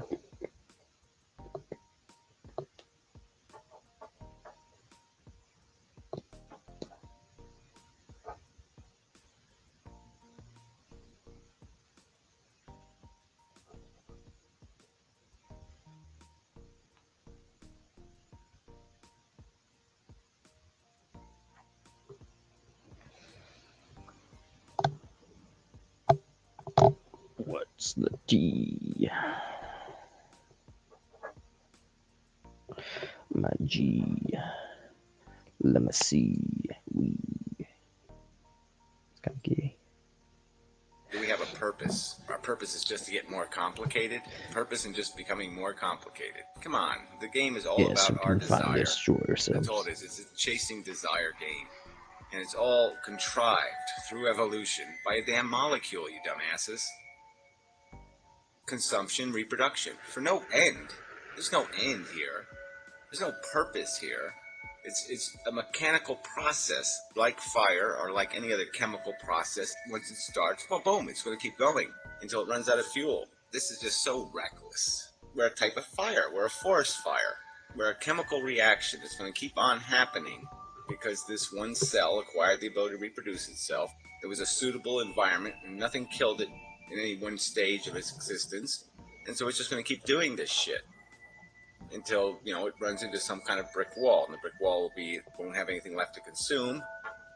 I mean, the layers of living things will be so thick that that house of cards will fall in on itself. An asteroid, the planet blows up, some sort of scenario. But the idea of deliberately taking this stupid thing that we're doing, we're fucking goddamn bugs. Let's build a $1 zillion spaceship and put a mosquito in it and send the mosquito off to another planet to go do mosquito stuff. For what? It'd be a stupid thing to do. It'd be goddamn idiotic. Let's go send some praying mantises into space. But I really haven't got to the meat of the argument yet. We should run into this amazing problem where the argument doesn't even have to be made. You can get the For God sure. delusion out of people's heads and the nature delusion. You know, like somehow nature knows what it's doing. I mean, once you defeat those two delusions, there's nothing to argue here. I mean, the facts are obvious, and they point directly to we are just caught up in addiction. We are just addicted to this shit. So we keep doing it. We keep doing it because we're addicted, damn it. We're not doing it for a fucking rational reason. We're doing it because we're horny for another day. And we've been made horny. Just so fucking being played. The strings are just so now obvious that what's pulling them is goddamn fucking microbe, you assholes. This will be like the basic intention. Like if you had to sum up life in one paragraph, this is the one paragraph I wrote. And basically it'll be the job of the book to explain why this is the truth. And all your other bullshit is just that bullshit. We humans are just one of the eccentric forms of reproducing matter that has evolved over billions of years on the material planet we call Earth. We do possess the faculty of consciousness, the ability to think and feel. But in simple truth, that ability serves no intention, and there is little probability that we can put that faculty or ourselves to any universally constructive or more than contrived purpose. We are, in fact, as a kind, incapable of doing anything of merit beyond cleaning up the messes we and the rest of the material universe make. Life is, in fact, just a harmful parasitic infection that can at best only achieve the minor brilliance of perhaps someday terminating the mistake that was its instigation. So there, that's the truth. That's the fucking truth. Best we can do is get the fuck out of this game. Take our losses, get up from the table and say, that's enough, no mas. Quit fucking with this goddamn thing, because you can't win, you dumb asses. All you can do is scratch itches. Do you understand that? Something has to bite you. Something has to irritate you, fuck you up, before you can go to the process of relieving deprivation, your misery, your itch, your negative. You know, and that's all we can do is just fix the negatives. Negatives that don't have to fucking exist in the first place. All purpose is a delusion. I mean, all purpose beyond janitorial duties, beyond managing the suffering that's all the fuck around you, you assholes. It's a human race. What the fuck have we done to merit going to any other planet and doing it over there? We've got billions of animals in captive, harsh, brutal, torturous slavery. Most of the human population is living in squalor, in shit, just eking out existence. Even if we perfected this stupid thing we call life, it's still accomplishing nothing. It's merely entertaining needs that don't need to exist. This is not scratching any itch the universe has.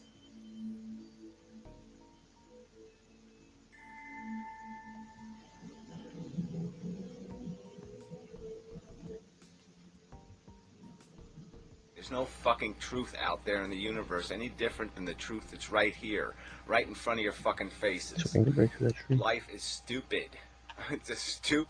It's fire. That's all it is. It's a chemical fucking reaction.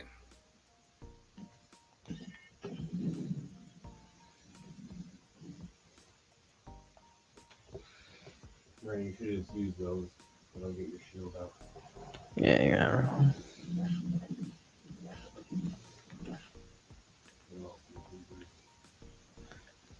True. So, true.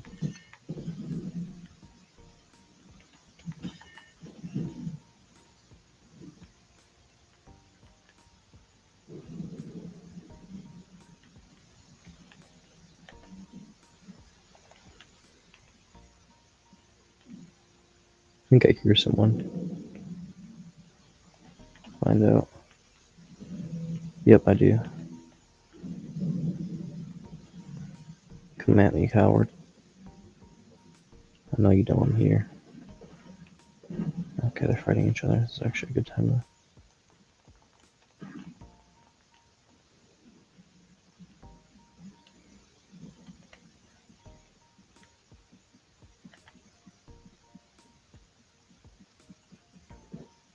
I can't tell if he's above me or below me because I don't have a headset on. If you capture the zone, it tells you where he is. Yeah, I know. It's also really obvious where I am.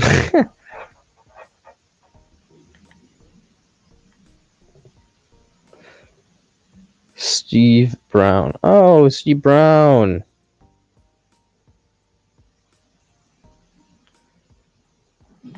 Oh. But if you want to bulk, like It just turns around and dies. count your calories, right? You just up your maintenance. Hey, I by, still like, went up 500, and... and you're slowly. I'm pretty sure. bulking, and Yep, 1% you're down. trying to like not gain as much fat as possible while you're gaining more muscle. So if you want